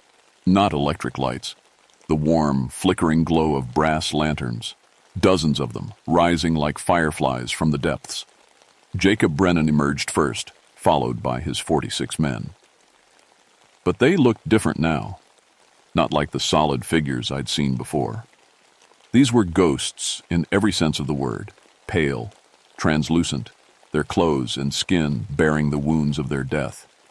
Crushed limbs, burned flesh, faces twisted with pain. They surrounded me in the dark building, their lanterns casting wild shadows on the walls. "You came back," Brennan said. His voice echoed strangely like he was speaking from the bottom of a well. "Good. The work's almost finished." "What work?" I whispered. "Settling accounts." He gestured to his men, and they spread out through the building. Some began dismantling the pipes with their bare hands, metal shrieking and tearing like paper. Others gathered around the chemical tanks, and wherever they touched, the metal began to corrode and leak. "You're going to poison the whole area," I said. Brennan shook his head. "We're stopping the poison. 71 years of it flowing into your creek, into the groundwater, into the wells where children drink." The building shuddered as his men continued their work. Pipes burst, spilling their toxic contents across the floor. But instead of spreading, the chemicals seemed to evaporate wherever the ghost's lantern light touched them. "The company men are coming," Brennan said, looking toward the door. 3 of them, armed and angry. "They'll try to kill you, make it look like an accident." I could hear vehicles outside now, doors slamming, voices shouting orders. "Why are you helping me?" I asked. Brennan smiled, and for a moment he looked less like a ghost and more like the man he'd been in life. "Because you're one of ours, Sullivan. Mining family. You understand what it means to lose someone to company greed." The building door burst open, and 3 men in security uniforms rushed in with guns drawn. But when they saw the ghosts, when they felt the supernatural cold, their courage failed them. "What the hell?" one of them screamed. The ghosts turned their attention to the living men. 47 angry spirits who'd waited 71 years for justice moved as one. The security guards' guns jammed. Their flashlights died. They found themselves surrounded by the pale, wounded dead, and the bravest men in the world would have broken under that pressure. 2 of them ran. The third, older, meaner-looking, tried to grab me. "You're coming with us, Ranger. Mr. Hayes wants to have a word." That's when I felt another presence behind me. Not one of Brennan's men. Someone else. Someone I recognized, even though I hadn't seen him in 8 years. "Leave my brother alone." Danny Sullivan stepped out of the shadows, wearing the same mining clothes he'd died in. The cave-in had crushed his chest and left side, but his eyes were clear and angry. "Danny?" I whispered. "Hey, little brother. Told you I'd always watch out for you." The security guard took one look at Danny and ran for his life. Danny put his hand on my shoulder. Solid and warm, not cold like the others. "You did good, Mike. Dad would be proud." "Are you? Dead?" "Yeah, but that don't mean I can't help family." He looked at Brennan and nodded. "We got work to finish. The company's going to pay for what they done. All of it." The building continued to shake as the ghosts completed their sabotage. Pipes collapsed, tanks ruptured, the illegal waste system destroyed beyond repair. But more than that, somehow, impossibly, the pollution itself seemed to be dissolving in their presence. "Time to go," Brennan said. "This place won't be safe much longer." As we headed for the door, Danny walked beside me. "Take care of Sarah and the boys. And Mike, don't let guilt eat you alive. I made my own choices." Then he was gone, faded back into whatever realm the dead inhabit. But his words stayed with me as I stumbled out of the collapsing building and ran for my truck. Behind me, the entire complex began to shake apart as 47 vengeful spirits finished their work. The explosion started just as I reached my truck. Not fire explosions, something else. The sound of a century of compressed anger finally finding release. The ground shook, buildings collapsed, and I swear I could hear 47 voices shouting in triumph. I drove straight to the state police barracks and told them everything. Well, almost everything. I left out the parts about ghosts and focused on the illegal dumping, the contaminated water, the cover-up that had been going on for decades. It took 6 months, but the investigation proved everything I'd suspected and more. Appalachian Resources, Inc. had been using the old Brennan mine tunnels as an illegal waste dump for 20 years. The contamination had spread through the groundwater system, affecting wells and streams for miles around. The company had falsified environmental reports, bribed inspectors, and covered up health problems in 3 counties. When the lawyers started digging into the company's history, they found the connection to the original Consolidated Mining Company. Same corporate structure, same pattern of putting profits ahead of people, same willingness to let workers and communities pay the price for their greed. The executives went to prison. The company was shut down, and its assets seized. The families of the original 47 miners, those still living, finally received compensation for their losses, plus 71 years of interest. Most importantly, Coal Creek ran clean again. But the story doesn't end there. I stayed on as a ranger for another 10 years after that, watching over the Coal Creek watershed like a guardian angel. The mine entrance was sealed properly this time, with a memorial plaque naming all 47 men who died there. On quiet nights, when the moon is dark and the forest is still, sometimes I hear them singing down in the tunnels. Not angry songs anymore. Peaceful songs. Songs of men finally at rest. My boys are grown now, both of them studying environmental science in college. Neither one wants to work in the mines, and I'm grateful for that. Some family traditions are better left buried. Sarah asks me sometimes why I stay so close to Coal Creek, why I never took that promotion to Richmond or the federal job in Washington. I tell her it's because someone needs to watch the water, make sure the poison never comes back. But the truth is simpler than that. The dead taught me that some debts can't be ignored, some injustices can't be forgotten. They showed me that protecting the living sometimes means listening to those who've passed on. Every November 15th, I visit the memorial at the old Brennan mine. I bring 47 white flowers and lay them by the plaque. And every year, as I turn to leave, I see him standing by the tree line. Jacob Brennan, no longer pale or wounded, no longer carrying a lantern, just a man in clean mining clothes, watching over his boys and the mountain they gave their lives for. He nods to me, I nod back, and we both go about our business of protecting the places and people we love. Some work never really ends, but that's okay. Some work is worth doing forever. The creek runs clean, the dead rest easy, and justice, though it took 71 years, was finally served. That's all any of us can ask for in this life, or the next.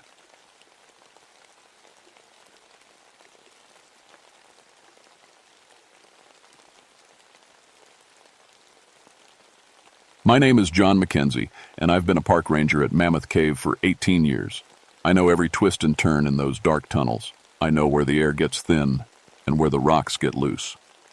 I know the sounds the cave makes when it settles, and I know how voices echo off the walls. What I didn't know was that some things live down there that shouldn't exist. It started on a Tuesday morning in April 1989. The radio crackled to life while I was drinking coffee in the ranger station. "John, we need you at the visitor center. We have a problem." I grabbed my gear and drove over. Tom Bradley, the head of park operations, met me at the door. His face was white as chalk. "We've lost a tour group," he said. 12 people, including the guide. They went down into the historic tour route at 9 this morning. Should have been back by 11. It's now past noon. I checked my watch. He was right. The historic tour was our most popular route. A simple walk through well-lit passages that even kids could handle. You'd have to try really hard to get lost down there. "Did you check with Sarah?" I asked. Sarah Jenkins was the guide who'd taken the group down. "That's the problem," Tom said. "Sarah's missing too.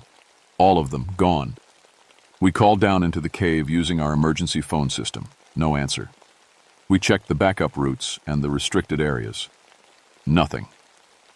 12 tourists and one experienced guide had vanished in the most mapped cave system in America. I suited up with my rescue gear, helmet, lights, ropes, first aid kit. The cave stayed at 54 degrees year-round, so I put on my heavy jacket. I'd done hundreds of rescues over the years. People got scared, took wrong turns, sometimes panicked in the dark. But they always left traces, dropped items, footprints, something. "I'm going down," I told Tom. "Get the emergency team ready, but let me check the OBE. Via spots first." The cave entrance yawned open like a hungry mouth. I'd been through it thousands of times, but something felt different today. The air seemed heavier. My footsteps echoed wrong, like they were bouncing off walls that weren't there. I followed the historic tour route exactly. Every turn, every chamber, every spot where Sarah would have stopped to give her speech about the cave's history. The pathway was concrete, with handrails and electric lights every few feet.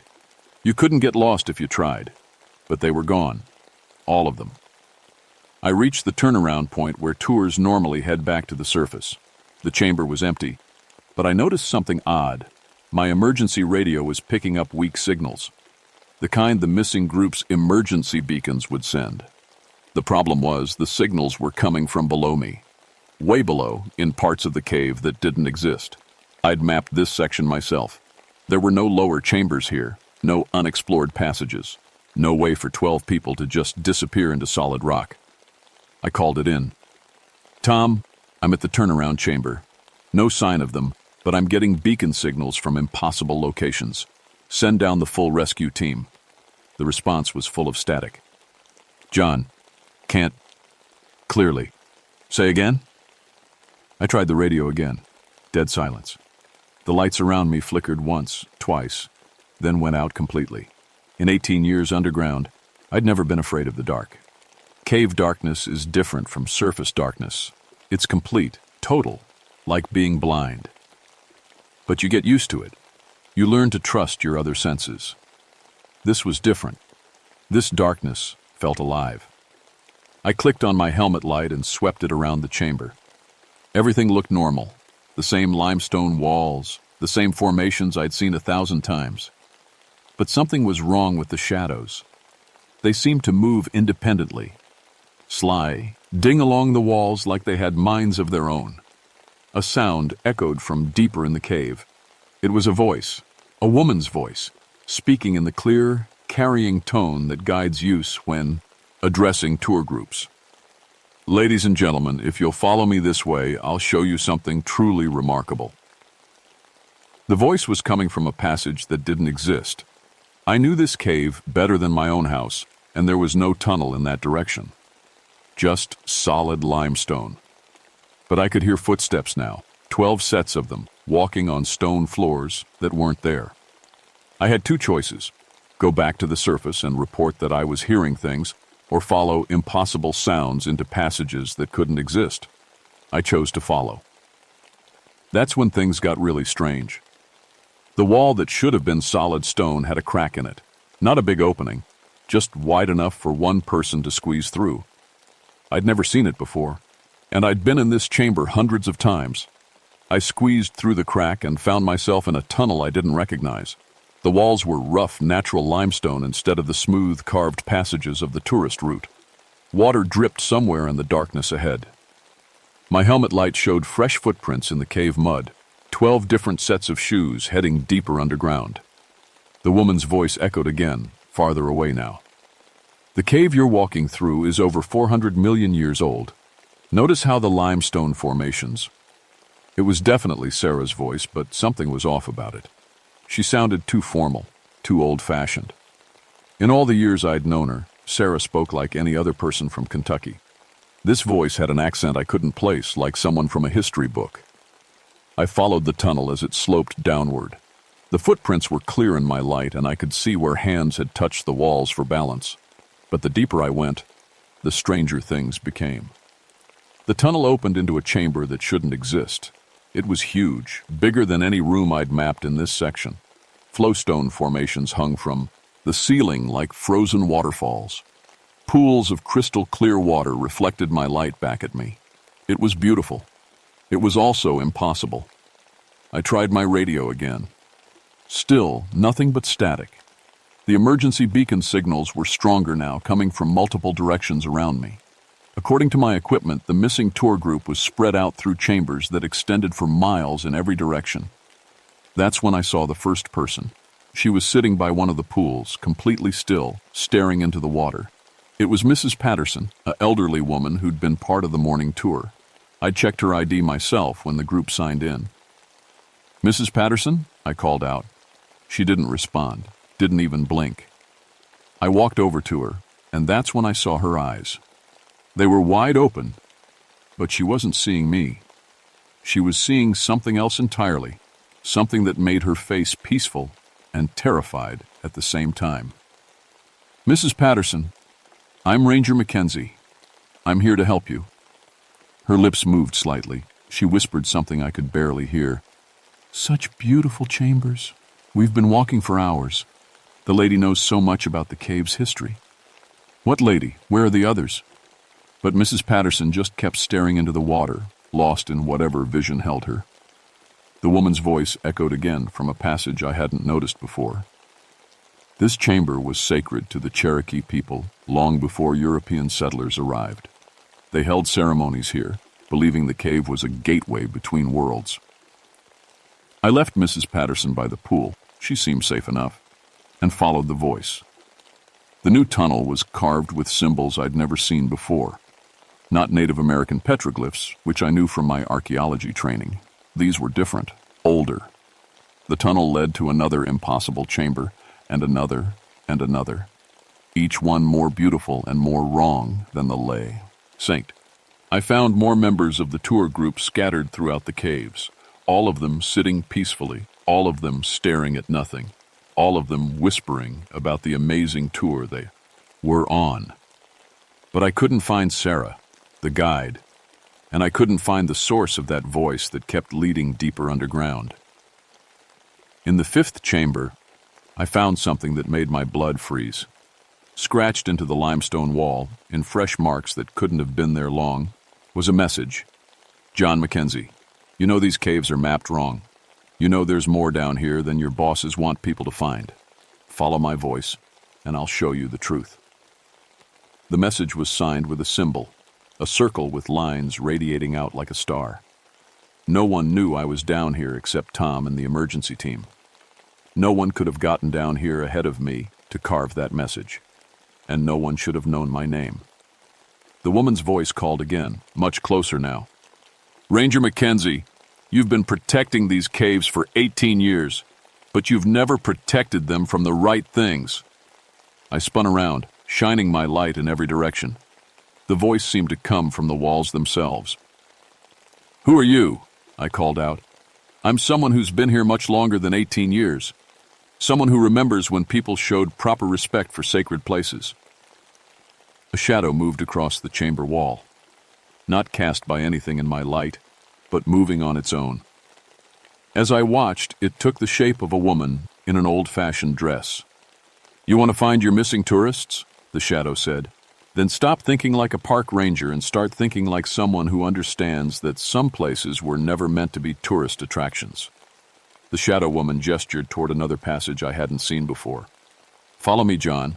It's time you learned what's really down here." I knew I should go back. I knew I should report what I'd found and let someone else deal with whatever was happening. But 11 people were still missing, and this shadow woman seemed to know where they were. Followed her into the darkness, deeper than I'd ever gone before.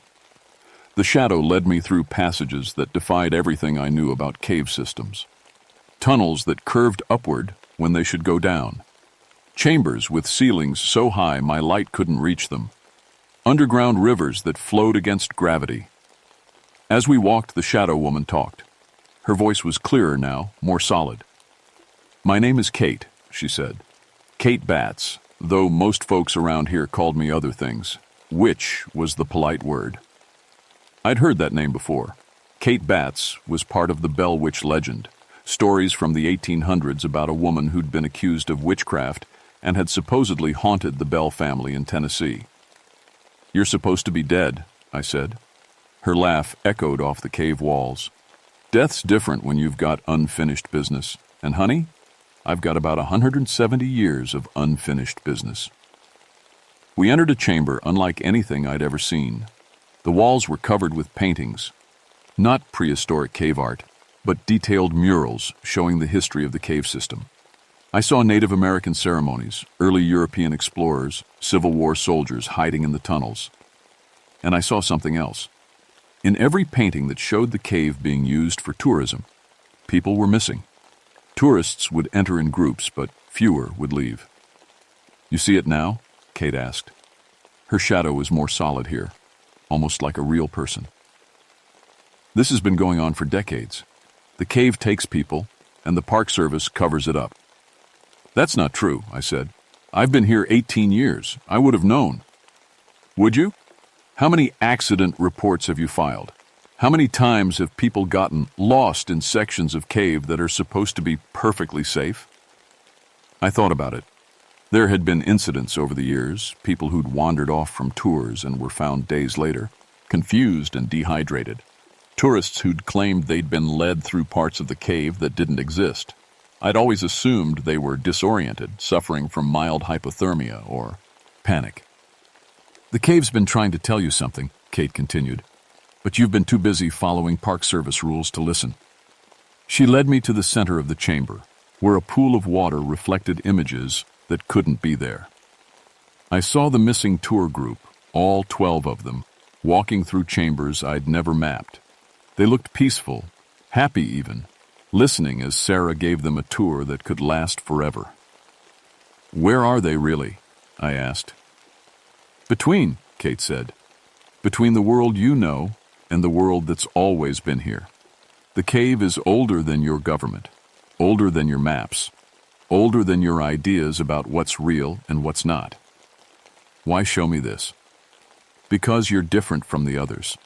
In 18 years, you've never lost anyone permanently. You care about people, not just Park Service regulations.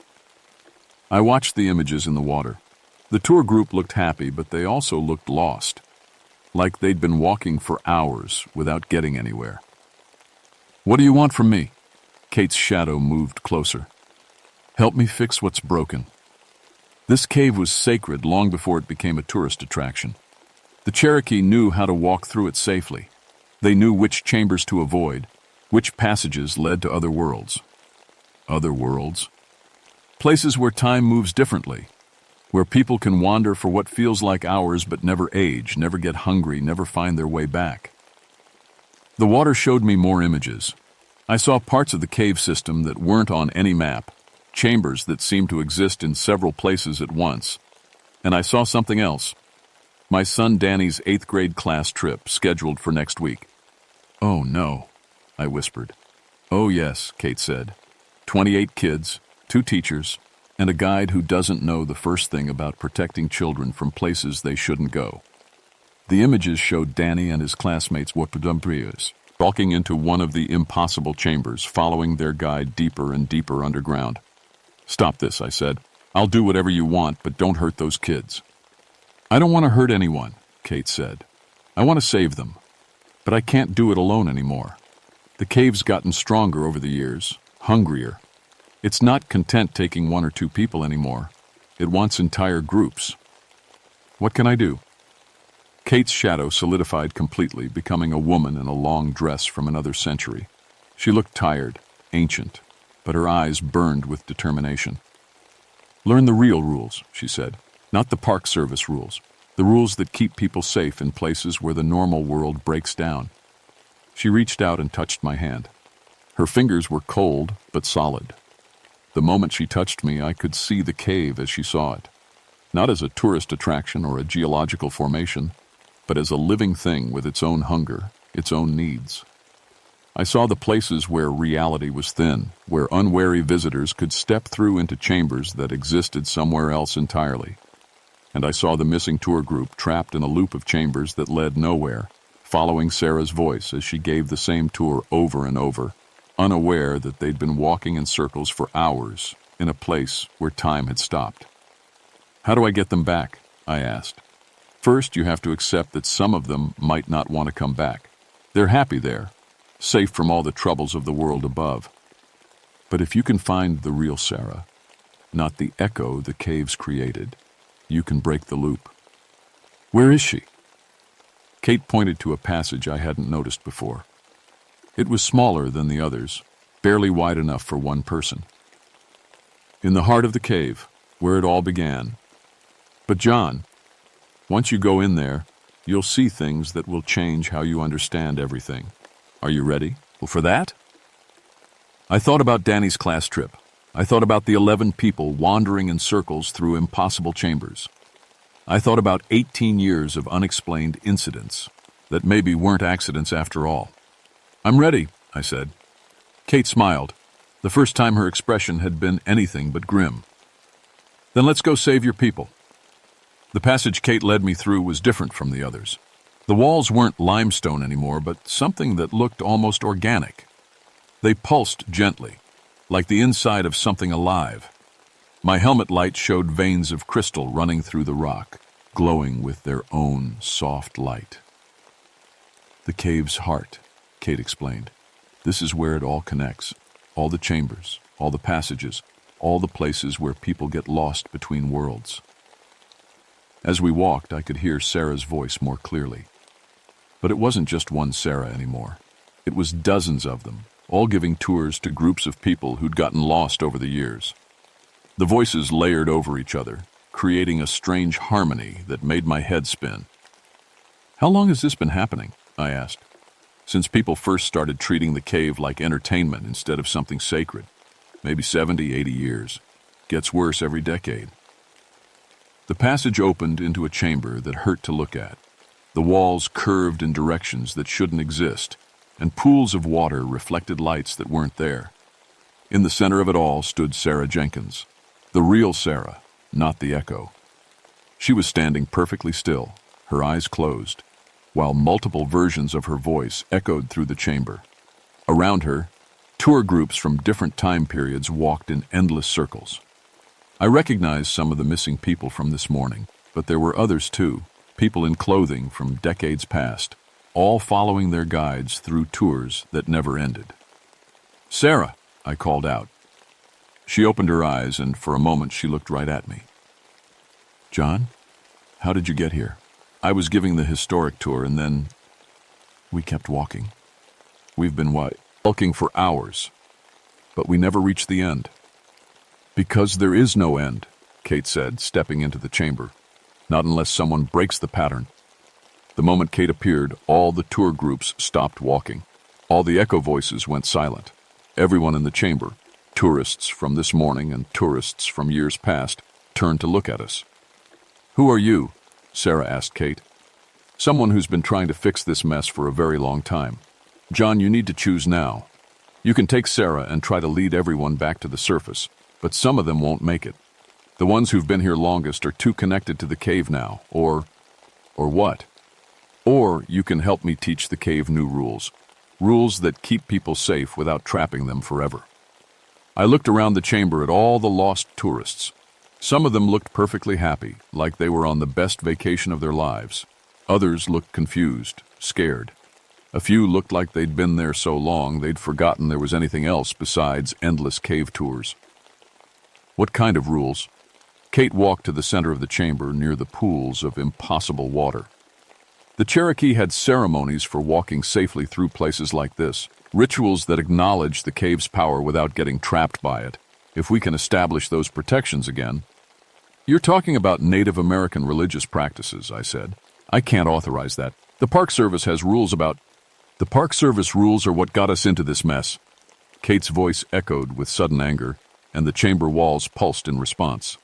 Your precious regulations, your tourist schedules, your refusal to admit that some places are sacred, that's what's been feeding the cave's hunger.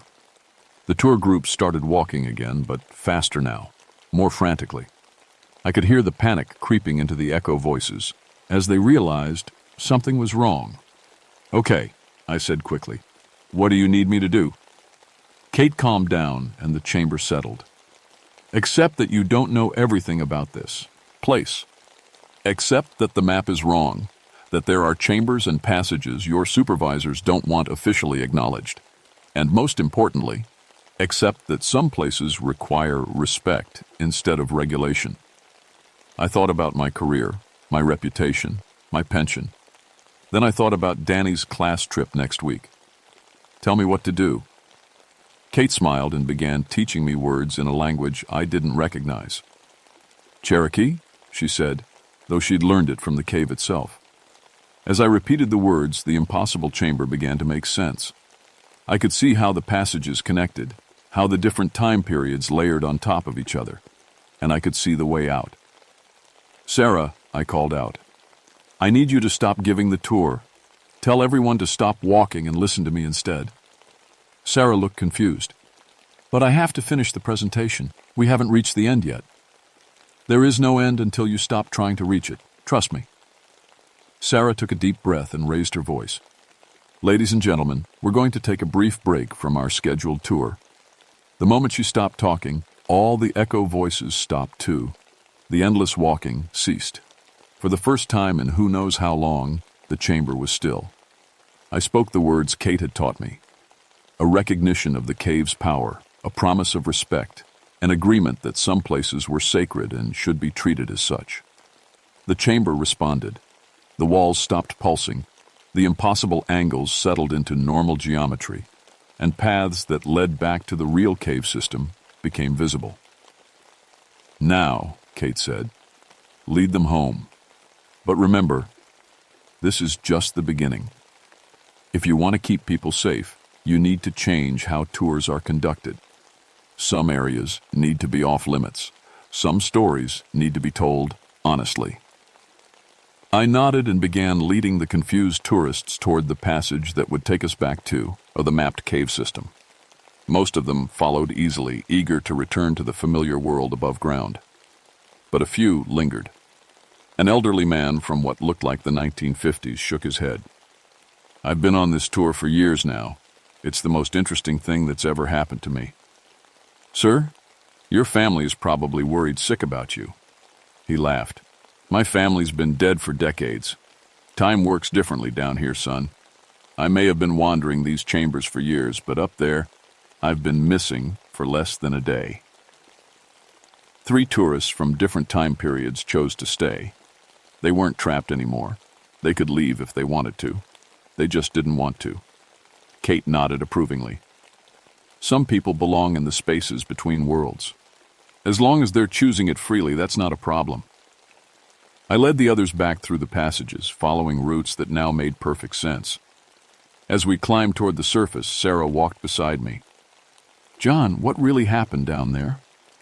Something that's been happening for decades, I said. Something we need to make sure doesn't happen again. We emerged into daylight 6 hours after I'd first entered the cave. The emergency team had been preparing for a full-scale rescue operation. But here I was with 11 of the 12 missing tourists and Sarah, all of us alive and unharmed. Tom Bradley met us at the entrance. John, what the hell happened down there? Cave-in blocked the normal route, I said. Had to find an alternate path back to the surface. Mrs. Chen decided to stay below and continue exploring. She's an experienced caver, and she had proper equipment. It wasn't entirely a lie. Mrs. Chen was one of the 3 tourists who'd chosen to remain in Kate's chambers, and she had been an experienced caver in life. The fact that she'd been dead for 30 years was a detail Tom didn't need to know. For the next few weeks, I worked with Kate to establish new protocols. Not officially, I couldn't exactly put "consult with Cave Witch" in the Park Service manual, but I began subtly changing how tours were conducted. Certain areas were quietly marked off limits. Tour guides were instructed to stick to exact routes without deviation, and I started including brief acknowledgments of Native American history in the standard presentations. Nothing that would raise eyebrows, just recognition that the cave had been sacred to others long before it became a tourist attraction. Danny's class trip went perfectly. 28 kids and 2 teachers had a normal, safe tour of the historic route. They saw beautiful limestone formations, learned about cave ecology, and everyone went home with good memories and homework assignments. But I saw Kate watching from the shadows as the kids explored, a guardian presence, making sure nothing went wrong. The incident stopped. No more tourists wandering off into impossible chambers. No more confusion about passages that weren't on the maps. The cave still held its mysteries, but it no longer hungered for unwary visitors. I never told anyone about Kate or the chambers that existed between worlds, but I kept the words she'd taught me, the Cherokee recognition of sacred space. And every morning before the first tour group arrived, I spoke them quietly into the cave entrance. Some places demand respect instead of regulation. Some mysteries protect rather than threaten. And sometimes the things we call supernatural are just older ways of understanding the world, ways we forgot when we decided we knew everything. I retired from the Park Service 5 years later, but I still visit Mammoth Cave regularly. I take the public tours like any other tourist, listening to guides explain the geology and history of the chambers. And sometimes, when the tour groups are walking through the deepest mapped chambers, I catch glimpses of other passages in the shadows. Places that don't exist on any official map, but are still there for those who knows. Tell you how to look. Kate's still down there too, keeping watch, making sure the boundaries between worlds stay stable.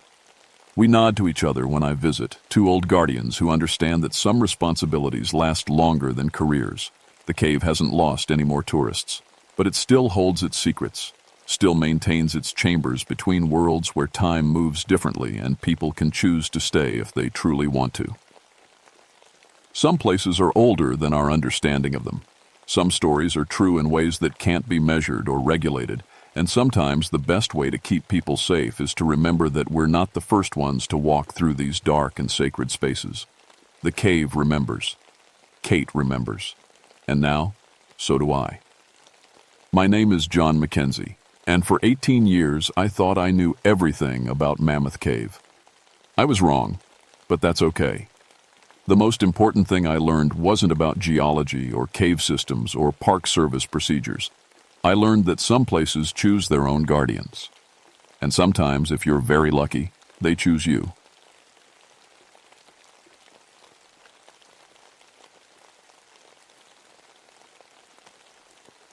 My name is Rebecca O'Connor, but everyone calls me Becky. I've been a forest ranger for 15 years now, and I thought I'd seen everything these West Virginia mountains could throw at me. Black bears, mountain lions, the occasional crazy camper, nothing I couldn't handle. That was before September of 1982, when I found something that made me question everything I knew about the natural world. I was working the Cranberry Wilderness area, about 60,000 acres of some of the wildest country left in the state. Most folks don't even know it exists, tucked away in the Monongahela National Forest like a secret. That's how I liked it. Just me, the trees, and the animals that belonged there. The morning everything changed started like any other. Coffee before dawn, check the weather radio, load up my truck with gear. I had my PhD in wildlife biology, 15 years of field work, and a reputation for being the most level-headed ranger in 3 counties. When people claimed they saw monsters in the woods, I was the one who explained it was just a bear walking on its back legs, or shadows playing tricks on tired eyes.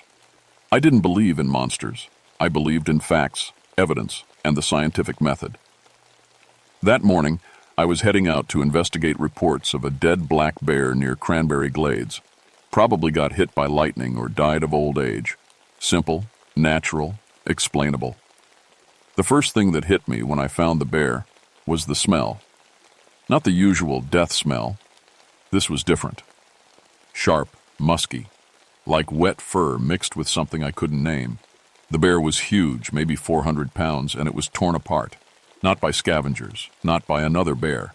Something had killed this animal with its bare hands. The claw marks were all wrong, too big, wrong angle, wrong depth.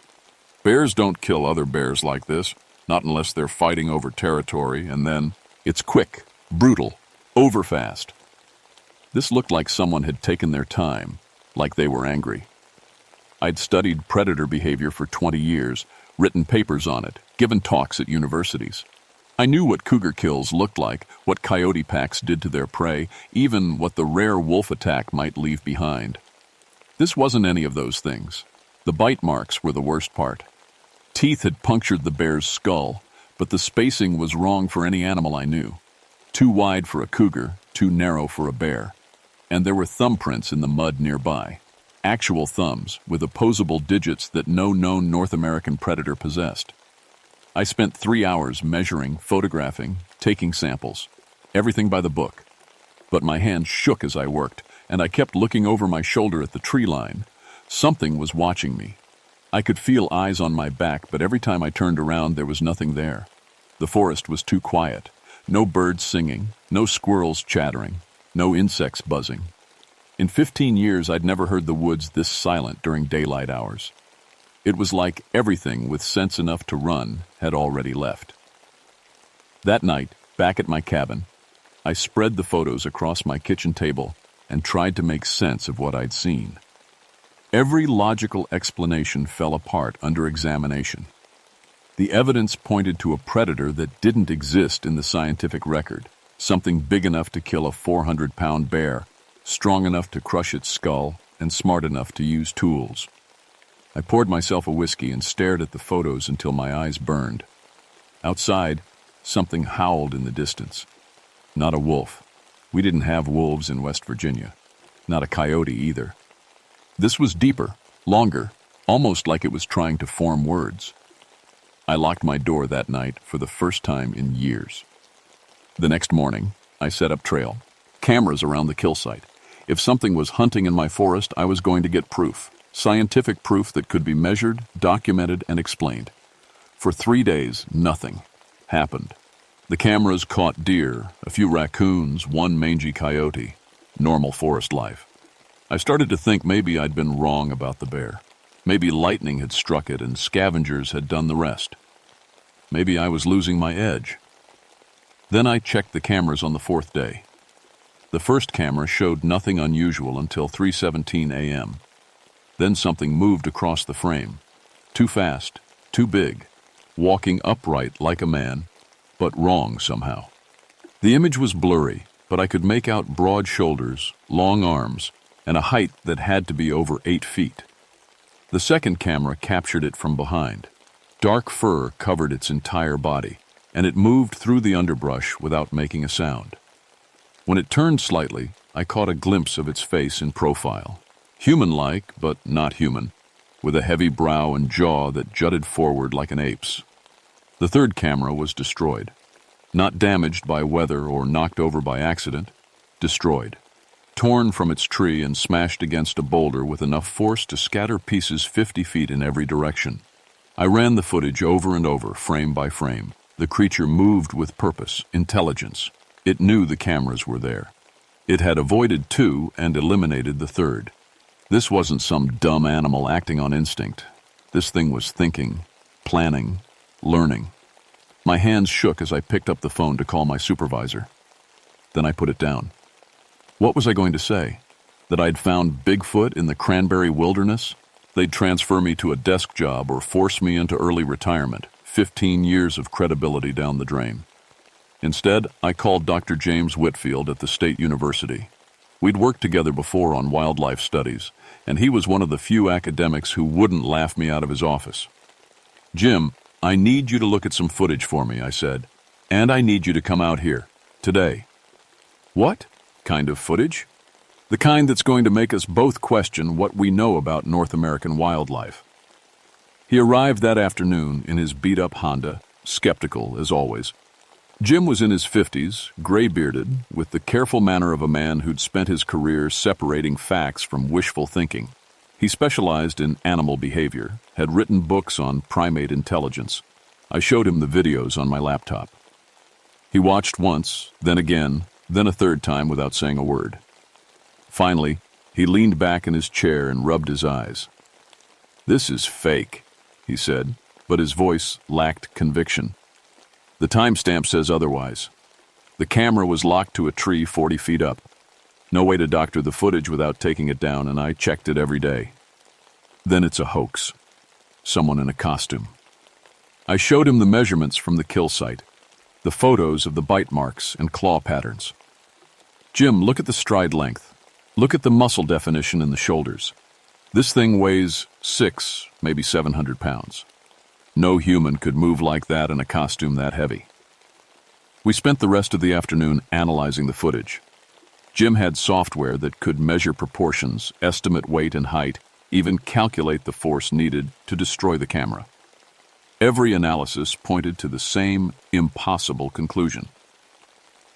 "If this is real," Jim said finally, "it's the greatest zoological discovery in a century. We're talking about an unknown primate species in North America, something that shouldn't exist, but obviously does." That night, we camped near the kill site. Jim brought recording equipment, more cameras, even infrared sensors. If the creature came back, we'd be ready. At 2:30 a.m., the infrared sensors went crazy. Something big was moving through the forest toward our camp. We could hear branches breaking, leaves rustling, but the footsteps were completely silent. No animal that size moves without sound unless it's trying to sneak up on something. Jim grabbed his camera while I reached for my rifle. The motion stopped about 50 yards away, just outside our light. "It's watching us," Jim whispered. Then we heard the voice. "Go away." Clear as day, in perfect English. "Go away from this place." Jim nearly dropped his camera. I fumbled with the safety on my rifle, my heart hammering against my ribs. "Who's there?" I called out. Silence. Then from a different direction. "Death comes to those who stay. Go away." The voice was deep, gravelly, but unmistakably forming human words. Whatever was out there in the darkness was intelligent enough for speech, smart enough to flank us while we were distracted. We packed up and got out of there. Neither of us spoke during the drive back to town, but I could see Jim's hands shaking on the steering wheel. Everything we thought we knew about the natural world had just been turned upside down. The next few weeks blurred together as Jim and I tried to study the creature without getting ourselves killed. We called it the cranberry beast, though that name felt too simple for something so complex. We learned that it was territorial, protecting an area about 10 square miles around the original kill site. Hikers who wandered too close reported feeling watched, hearing voices in the woods, finding their campsites mysteriously destroyed. Hunting parties came back with stories of equipment going missing and strange sounds that made their dogs whimper and hide. But the creature wasn't randomly aggressive. It seemed to be protecting something specific. I spent hours in the local library, digging through historical records and Native American folklore. The Cherokee had lived in these mountains for centuries before European settlers arrived. Their stories spoke of a forest guardian that protected sacred burial grounds from desecration. The pieces started falling into place when I found a map from 1847 showing Cherokee grave sites throughout the Cranberry area. The creature's territory matched almost exactly with the locations of 3 ancient burial grounds. "It's not hunting," I told Jim one evening as we reviewed our findings. "It's guarding. Those burial sites are what it's protecting." We met with Thomas Crow Feather, an elderly Cherokee elder who still lived on the reservation 50 miles south. He was in his 80s with deep lines around his eyes and hands that shook when he poured tea. "My grandfather told stories," he said after I explained what we'd seen. "Said there was one left, the last guardian. Said he'd seen it once as a boy, tall as 2 men, strong enough to uproot trees. Said it grieved for its lost family." "Lost family?" "White man's diseases," Thomas said sadly. "Smallpox, influenza, things the forest people had no defense against. Killed them all except one. The stories say he's been alone for more than 100 years, guarding the graves of his kind." That night, Jim and I sat in my cabin, trying to process what we'd learned. We weren't dealing with just an unknown species. We were dealing with the last member of that species, a creature so alone it had been guarding the dead for over a century. "We have to make contact," Jim said. "Properly, I mean. With respect." 3 days later, we returned to the territory with no weapons, no aggressive equipment, just recording devices and a Cherokee blessing Thomas had taught us. We placed offerings at the edge of the burial ground: tobacco, cornmeal, a handmade blanket. The creature appeared at dusk. It stepped out from behind a massive oak tree like a shadow becoming solid. 10 feet tall, covered in dark brown fur, with amber eyes that held intelligence and sadness in equal measure. It moved with dignity, each step deliberate and careful. When it spoke, its voice was different than before, softer, less threatening. "You bring gifts," it said, looking at our offerings. "You know the sacred places." "We know," I said, my voice barely a whisper. "We understand what you're protecting." The creature, I couldn't think of it as a beast anymore, tilted its massive head and studied us. When it smiled, showing teeth designed for both plants and meat, I felt no fear, only sadness for something so alone. "I am Keeper," it said, "last keeper of the first people. You are not like the others who come with loud voices and bright lights." For the next hour, it told us its story. Not in words. Words weren't enough. It placed one massive hand on my forehead and another on Jim's, and suddenly we could see its memories like they were our own. We saw its family, a small tribe of forest dwellers who had lived in harmony with the Cherokee for generations. We saw the arrival of European diseases, watched as one by one the forest people sickened and died. We felt its grief as it buried its mate, its children, its entire species in the sacred grounds it now protected. We saw 150 years of solitude, of fighting off grave robbers and treasure hunters, of watching the forest shrink as humans carved roads and built towns. We saw its desperation as it realized it was truly alone, the last of something that should never have been allowed to disappear. When the visions ended, both Jim and I were crying. "The white men will come," Keeper said sadly. "They always come when the secret is revealed. They will want to cage me, study me, make me perform for their cameras." "We won't tell them," I promised. Keeper smiled again, but it was the saddest expression I'd ever seen. "You have good hearts, but secrets like mine do not stay hidden. Already others are coming. I can smell their fear and greed on the wind." He was right.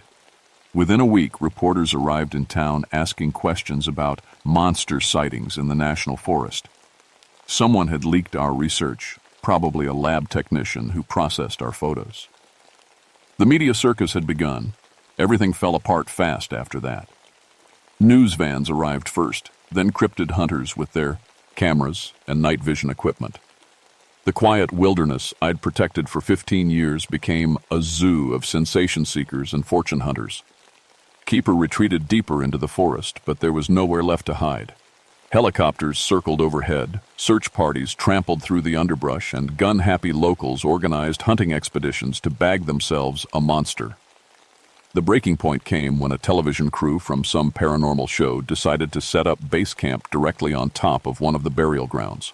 They brought generators, floodlights, and enough electronic equipment to power a small town. That night, Keeper's patience finally ran out. I was in my cabin when the screaming started. By the time I got to the TV crews camp, 2 people were in the hospital and their equipment was scattered like confetti across 3 acres of forest. Keeper had uprooted a century-old pine tree and used it like a club to destroy everything electronic in the area. The message was clear: leave the sacred places alone. But instead of backing off, the media attention just got worse. The military got involved, claiming there was a dangerous animal loose in the national forest that needed to be captured or eliminated. I met with the commanding officer, a colonel named Harrison, who looked at me like I was some hysterical woman seeing things in the woods. "Ma'am, we have reports of an aggressive animal attacking civilians," he said. "We're bringing in tranquilizer equipment and a capture team. This thing will be contained." "Colonel, you don't understand what you're dealing with. This isn't just an animal. It's intelligent, it's protecting sacred ground, and it's the last of its species." "Ma'am, I don't care if it's the last unicorn. It's dangerous, and it's my job to neutralize the threat." I had 72 hours before the military moved in with enough tranquilizer dough. Rugs to drop an elephant. 72 hours to find a solution that didn't end with Keeper in a cage or on a dissection table. That last night I went to see him one more time. I found him, sitting in a clearing near the largest burial ground, surrounded by stone markers his people had placed centuries ago. "They're coming tomorrow," I told him, "with drugs that will put you to sleep, then cages that will keep you locked up forever." Keeper nodded sadly. "I know. I can smell their fear sweat from miles away. There has to be another way. We could petition the government, get this area protected as a cultural site, maybe find you somewhere else to live. No. His voice was firm but gentle. I am keeper of this place. I have been keeper for 163 years. I will not abandon my family. Then we fight them off. With what? Your small rifle against their great guns? No, Becky O'Connor. There is only one way this ends with honor. He told me his plan, and I begged him to reconsider, but I could see in his amber eyes that his mind was made up. The last guardian of a dead people had carried his burden long enough. The military arrived at dawn with trucks, helicopters, and enough firepower to level a small building. They moved through the forest like an invading army, surrounding Keeper's territory with a net of soldiers and equipment. I was there when they found him. Standing in the center of the main burial ground, 10 feet tall and magnificent, waiting for them with the dignity of something that had never learned to bow. Colonel Harrison tried to negotiate first. "We're here to help you," he called through a bullhorn. "We just want to take you somewhere safe." Keeper's response was to pick up a boulder the size of a small car and throw it with enough force to crater the ground 20 feet from the nearest soldier. The message was clear: approach at your own risk. They shot him with tranquilizer darts first. 6 of them, enough to drop a charging rhino. Keeper plucked them out like thorns and kept walking toward the soldiers. "Lethal fee. Horse authorized," Harrison barked into his radio. The gunfire lasted maybe 30 seconds. When it was over, Keeper lay bleeding in the sacred ground he'd protected for over a century, his massive body covering 3 Cherokee graves. But he wasn't dead yet. As I ran to his side, ignoring the shouts from soldiers to stay back, Keeper reached up and touched my face with one gentle hand. "Remember," he whispered. "Remember for both our peoples." Then he shared his final gift, not just his memories this time, but the memories of his entire species. The history of the forest people, their language, their customs, their deep connection to the land. All of it flowed into my mind in a rush of images and emotions too vast to fully comprehend. When it was over, I was no longer just Becky O'Connor, forest ranger. I was the last keeper of knowledge that would die with me unless I found a way to preserve it. Keeper smiled one last time, closed his amber eyes, and let himself fade away. The moment he died, something changed in the forest. The air itself seemed to mourn. Birds that hadn't been seen in the area for weeks suddenly appeared in the treetops, singing a song that sounded like a funeral dirge. The wind picked up, rustling through leaves in patterns that almost sounded like words. And in the distance, for just a moment, I could have sworn I saw lights dancing in the sky, the spirits of the forest people coming to welcome their last guardian home. The official report listed Keeper's death as the elimination of a dangerous animal. The soldiers who died were attributed to a training accident. All evidence of Keeper's true nature was classified, locked away in government files that would never see daylight. I quit the Forest Service the next day. They offered me a promotion, a transfer to a desk job in Washington, even a commendation for my bravery under fire. I turned it all down. How could I continue working for people who would destroy something irreplaceable rather than try to understand it? The Cranberry Wilderness was never the same after that, without Keeper's presence to maintain the natural balance. Deer populations exploded, then crashed when winter came. Rare plants that had thrived under his protection began dying off. The sacred burial grounds, no longer guarded, were eventually developed into a recreational area with hiking trails and picnic tables. I moved to a small cabin outside town and spent my time writing. Not scientific papers or government reports. Those days were over. Instead, I wrote down everything Keeper had shared with me. The history of his people, their connection to the land, the way they had lived in harmony with nature for thousands of years. It's been 40 years now since that September in 1982.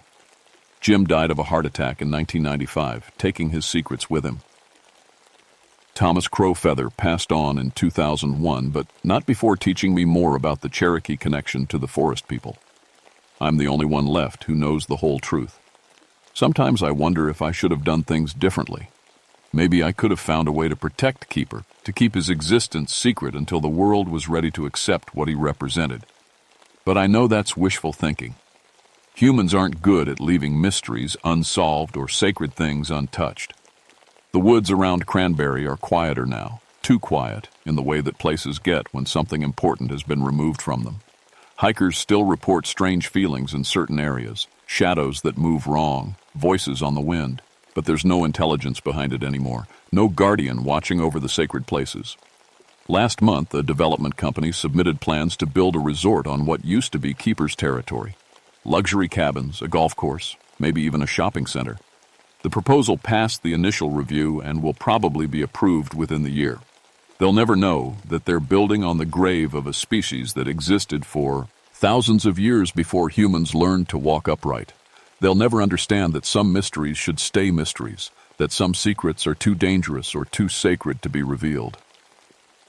I'm 81 years old now, and I know I don't have many years left. When I'm gone, the knowledge Keeper shared with me will die too. Maybe that's for the best. Maybe some things are meant to pass out of the world quietly, without fanfare or explanation. But on quiet nights, when the wind moves through the trees in just the right way, I still hear Keeper's voice carried on the air, still feel his presence in the shadows between the pines. The last guardian may be gone, but something of him remains, a sadness in the forest, a sense of loss that goes deeper than words. And sometimes, just sometimes, I see children in the woods who move a little too gracefully, whose eyes are a little too knowing. I wonder if Keeper wasn't quite as alone as he thought. I wonder if somewhere in these mountains, hidden in places even I haven't found, other forest people survived. I wonder, but I don't look. Some secrets are too precious to risk losing twice. The forest keeps its mysteries, and I keep mine. That's how it should be. That's how it has to be.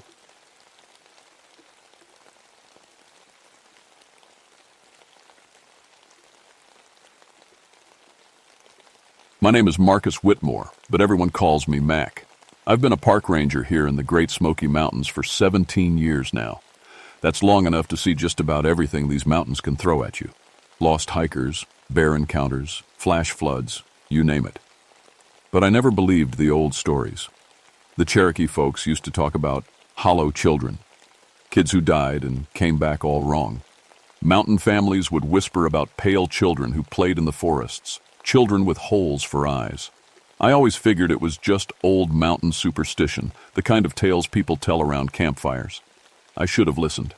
It started in October of 1969. The leaves were turning that perfect golden red you only see in the Smokies, and families were coming through Cades Cove by the dozens to see our historic cabins. That's my beat, the old homesteads from the 1800s. I know every board, every stone, every story about the families who used to live there. The first weird thing happened on a Tuesday morning. I was doing my regular rounds when I found the Henderson campsite. They'd checked out 3 days before, but their site looked like kids had been playing there all night. Toys scattered everywhere. Little wooden dolls, a ball, some blocks. But the Hendersons didn't have any kids. I checked the registry twice. I cleaned it up and didn't think much about it. Probably just some other family's kids wandering over. Happens all the time. Then the reports started coming in. Mrs. Patterson from Nashville called the visitor center, real upset. Her 8-year-old daughter Emma had been acting strange since their visit to the Elijah Oliver cabin. She keeps talking about her new friends, Mrs. Patterson said. But she was alone the whole time. She keeps drawing these pictures. I asked her to bring Emma in. When they showed up the next day, Emma was quiet, pale, wouldn't look me in the eye. But those drawings, they made my skin crawl. Pencil sketches of children, all pale and thin with dark circles where their eyes should be. "Who are these kids, Emma?" I asked, trying to keep my voice gentle. "The sad children," she whispered. "They live in the old house. They showed me games and told me about the hurt places." Her mother looked confused. "What hurt places, honey?" Emma just shrugged and kept drawing. That afternoon, I got 2 more calls. Similar stories.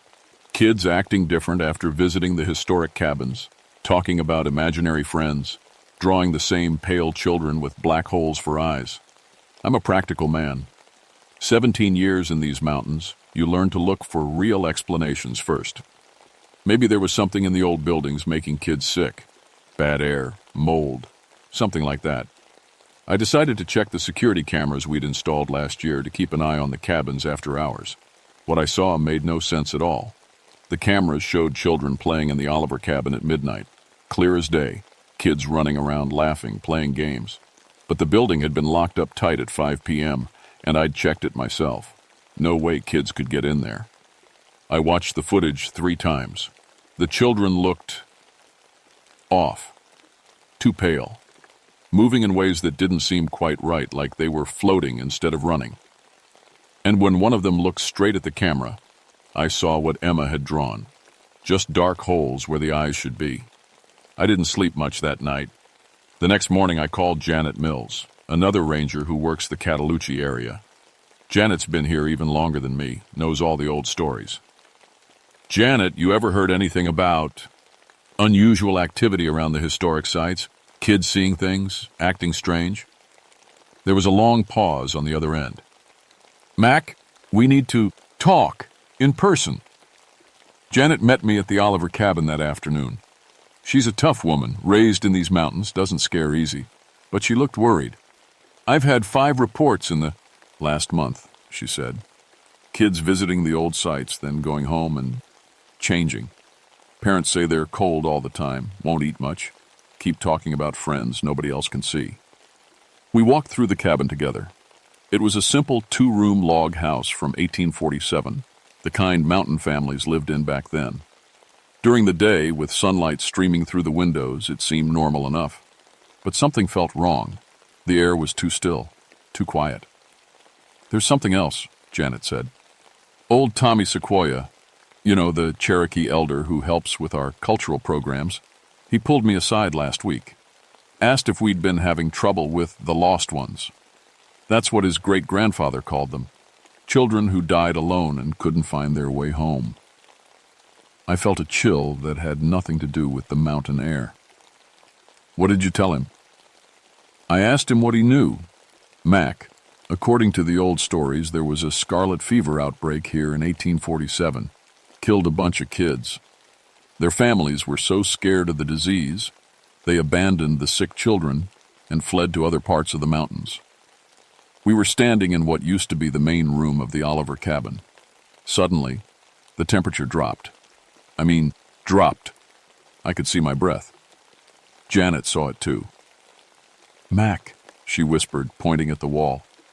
Scratched into the old wood, so faint I almost missed them, were names. Sarah, age 7, Billy, age 5, Mary, age 9. 23 names total, all with ages under 12. Those weren't there yesterday, I said. I'd walked through this cabin 100 times, I would have noticed. That's when we heard the singing. It was faint, like it was coming from far away, but I could make out the words. An old lullaby, the kind they might have sung to children back in the 1800s. The voices were high and sweet, but there was something sad about them, something that made my heart ache. Janet grabbed my arm. We need to leave, now. But as we turned to go, I saw her. A little girl, maybe 8 years old, standing in the doorway. She was pale, so pale she seemed to glow in the dim light.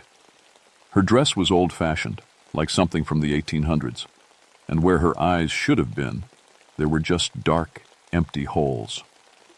Don't go, she said, and her voice sounded like wind through dead leaves. We've been so lonely. The new children play such wonderful games. I blinked, and she was gone. Janet and I didn't talk much on the walk back to our trucks. What was there to say? We'd both seen her, both heard her speak. It was real, whatever it was. That night I couldn't get the little girl's words out of my head. The new children play such wonderful games. What did that mean? I found out the next morning when Billy Thompson's parents called the ranger station, panic in their voices. Billy was 7 years old, had visited the Oliver cabin with his family 2 days before. Now he wouldn't wake up. "He's breathing," his father said, "but it's like he's not really there. His skin is ice cold, and he won't respond to anything we do. The doctors can't figure out what's wrong." I drove to the hospital in Gatlinburg to see Billy myself. The kid was lying in bed, eyes wide open, staring at the ceiling. His skin was white as snow, and when I touched his hand, it was like touching ice. "Billy?" I said softly. "Can you hear me?" His eyes moved to look at me, but it was like looking into a deep, dark well. Whatever made Billy who he was seemed to be gone. The doctor pulled me aside. "Strangest case I've ever seen," he said. "No fever, no infection, nothing physically wrong with him. But his body temperature is 10 degrees below normal, and it's like his mind just left." I knew then that this was just the beginning. Over the next week, 2 more children ended up in the hospital with the same symptoms. All had visited the historic cabins. All had drawn pictures of pale children with dark eyes. All were now lying in hospital beds, alive, but empty. I had to find out what was happening to these kids before it was too late. I started spending my nights at the Oliver cabin, trying to understand what was happening. I brought a sleeping bag, a flashlight, and Tommy Sequoia's phone number. If things got too weird, I figured the Cherokee elder might have some answers. The first few nights were quiet. Too quiet. No bird sounds, no rustle of small animals in the brush. It was like the whole forest was holding its breath. On the 4th night, they came. I was dozing in my sleeping bag when I heard children laughing outside. I checked my watch.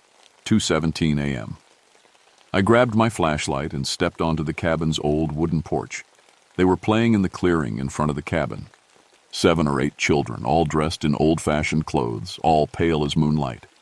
They were playing some kind of game, holding hands and dancing in a circle, singing that same sad lullaby I'd heard before. I should have been terrified. Instead, I felt sorry for them.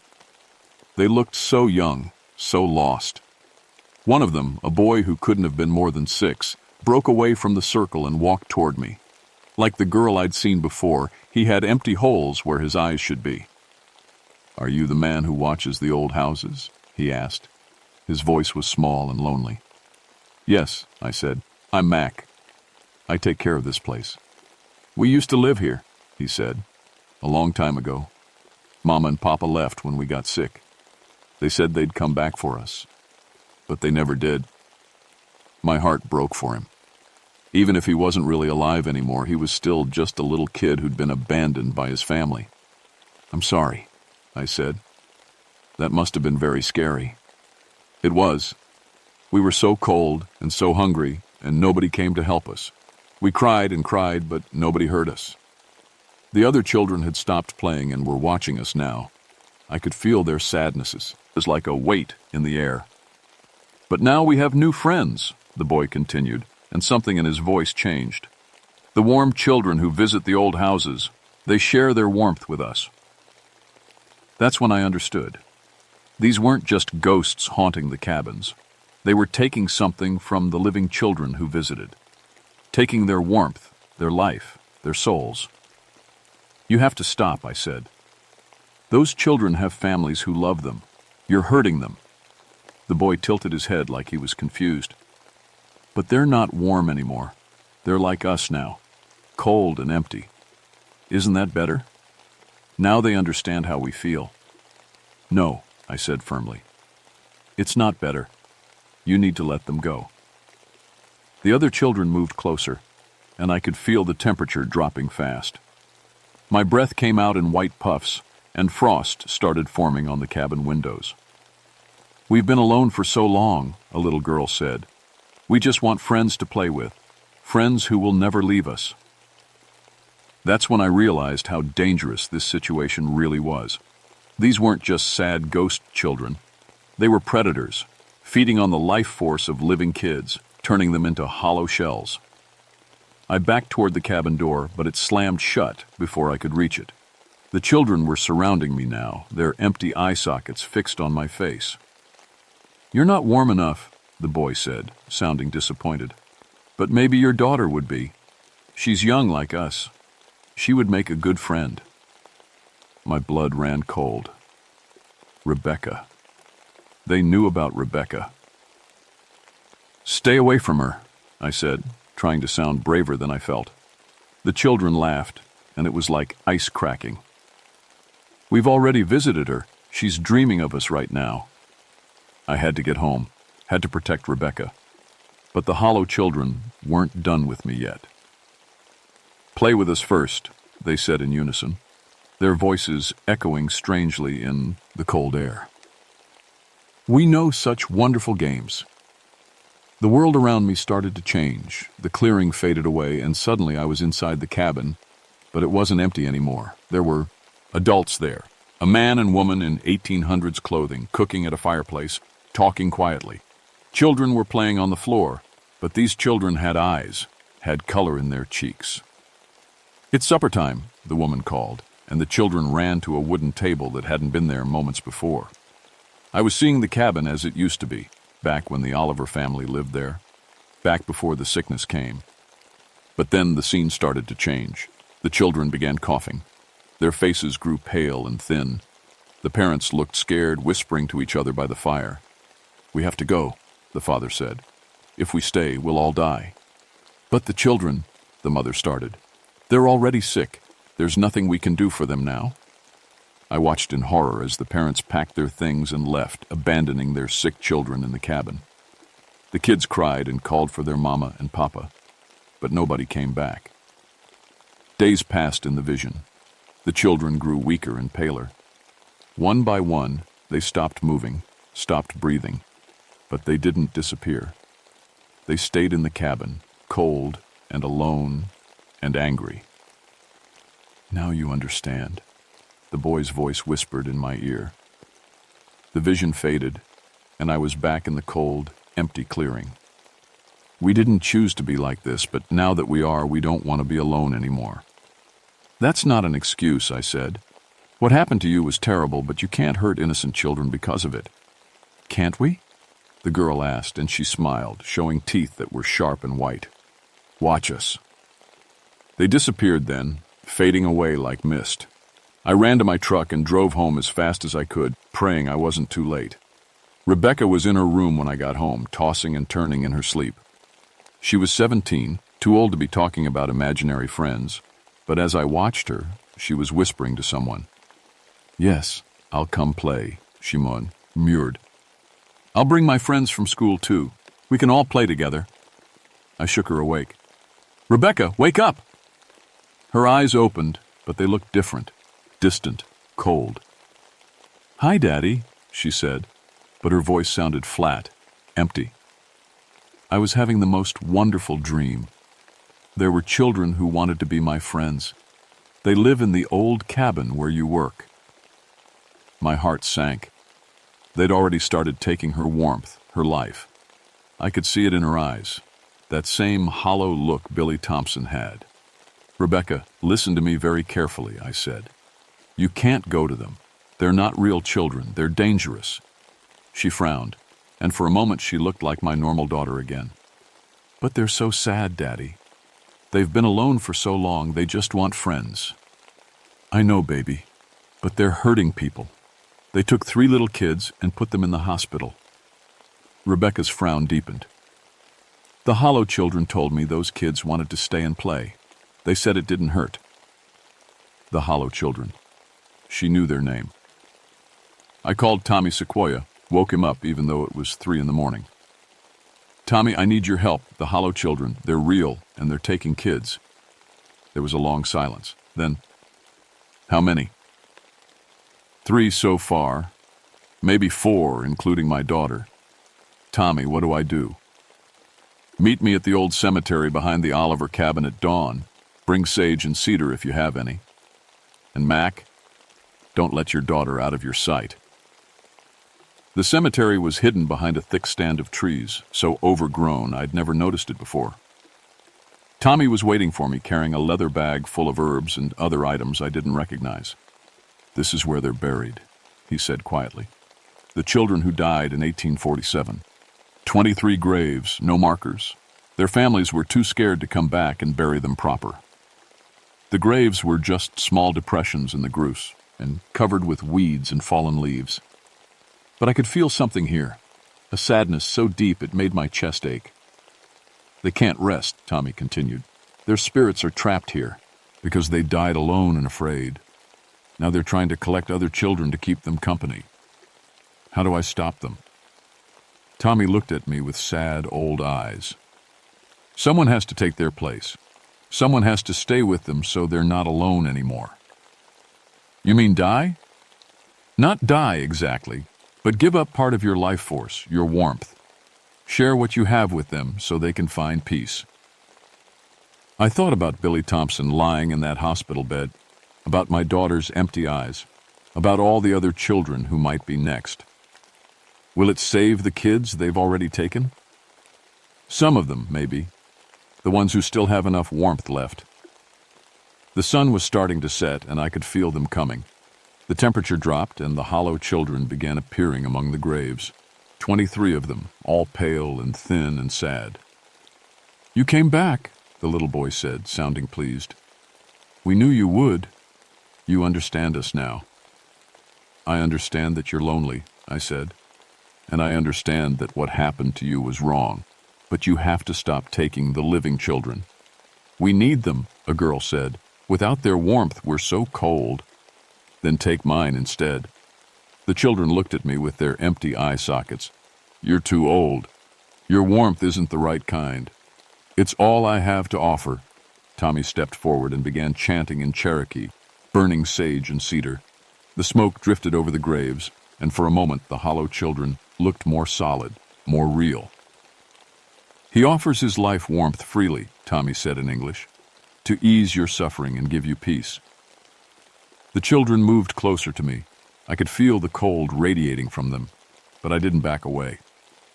If we take your warmth, the boy said, you'll become like us, cold and empty. But you'll let the other children go? They looked at each other, having some kind of silent conversation. Fina, Ellie, the girl nodded. The warm ones can go home, but you'll stay with us. Deal. They reached out their hands, and when they touched me, it was like ice water flowing through my veins. The world went gray and cold, and I felt something essential being pulled out of me. My memories, my warmth, my life. But as they took from me, something else happened. The hollow children began to change. Color came back to their cheeks, their empty eye sockets filled with real eyes, brown and blue and green. They looked like normal children again, just very old and very tired. Thank you, the boy whispered, and his voice sounded human now. We can rest now. One by one, they began to fade away, not disappearing, but transforming into something lighter, something free.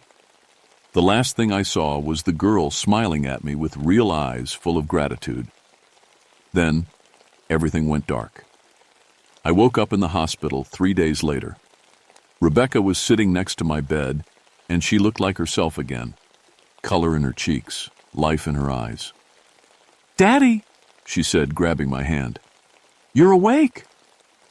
But something was different. Her hand felt warm against mine, but I couldn't really feel the warmth. It was like I was experiencing the world through thick glass. The doctors said I'd been found unconscious in the old cemetery, suffering from severe hypothermia and exhaustion. My hair had turned completely white overnight, and my body temperature was running 2 degrees below normal. Billy Thompson woke up the next day. So did the other 2 children. They were weak and confused, but they were alive and whole again. The doctors called it a miracle. I knew better. I tried to go back to work, but I couldn't handle being around visitors anymore. Something about being close to living people made me feel strange, hungry in a way I didn't want to understand. The Park Service moved me to an administrative job, filling reports and managing schedules. Rebecca recovered completely, but she never forgot her experience. She became interested in helping people, eventually becoming a counselor who works with traumatized children. She says she can sense when kids are hiding something, when they're scared to talk about things adults might not believe. As for me, I developed what you might call a gift. I can see spirits now, ghosts, and other things that most people can't. Families sometimes come to me when their children start talking about imaginary friends or acting strangely. I help them figure out if it's just normal kid stuff or something more dangerous. The hollow children are gone now, finally at rest. But there are other things in these mountains, other spirits and entities that feed on the living. The Cherokee knew about them, and now I do too. If you're ever visiting old places, historic sites, abandoned buildings, ancient forests, and your kids start talking about new friends nobody else can see, listen to them. Children sense things adults miss. They can tell when something isn't quite right, when something cold and hungry is watching them. Trust their instincts. It might save their lives. And if you're ever in the Great Smoky Mountains and you feel that sudden drop in temperature, hear children singing old lullabies, or see pale figures playing in the mist, don't stick around to investigate. Some things are better left alone. The mountains are full of thin places, spots where the past bleeds through into the present, places where the dead don't always stay buried, and the lonely don't always stay gone. I learned that the hard way. I hope you don't have to.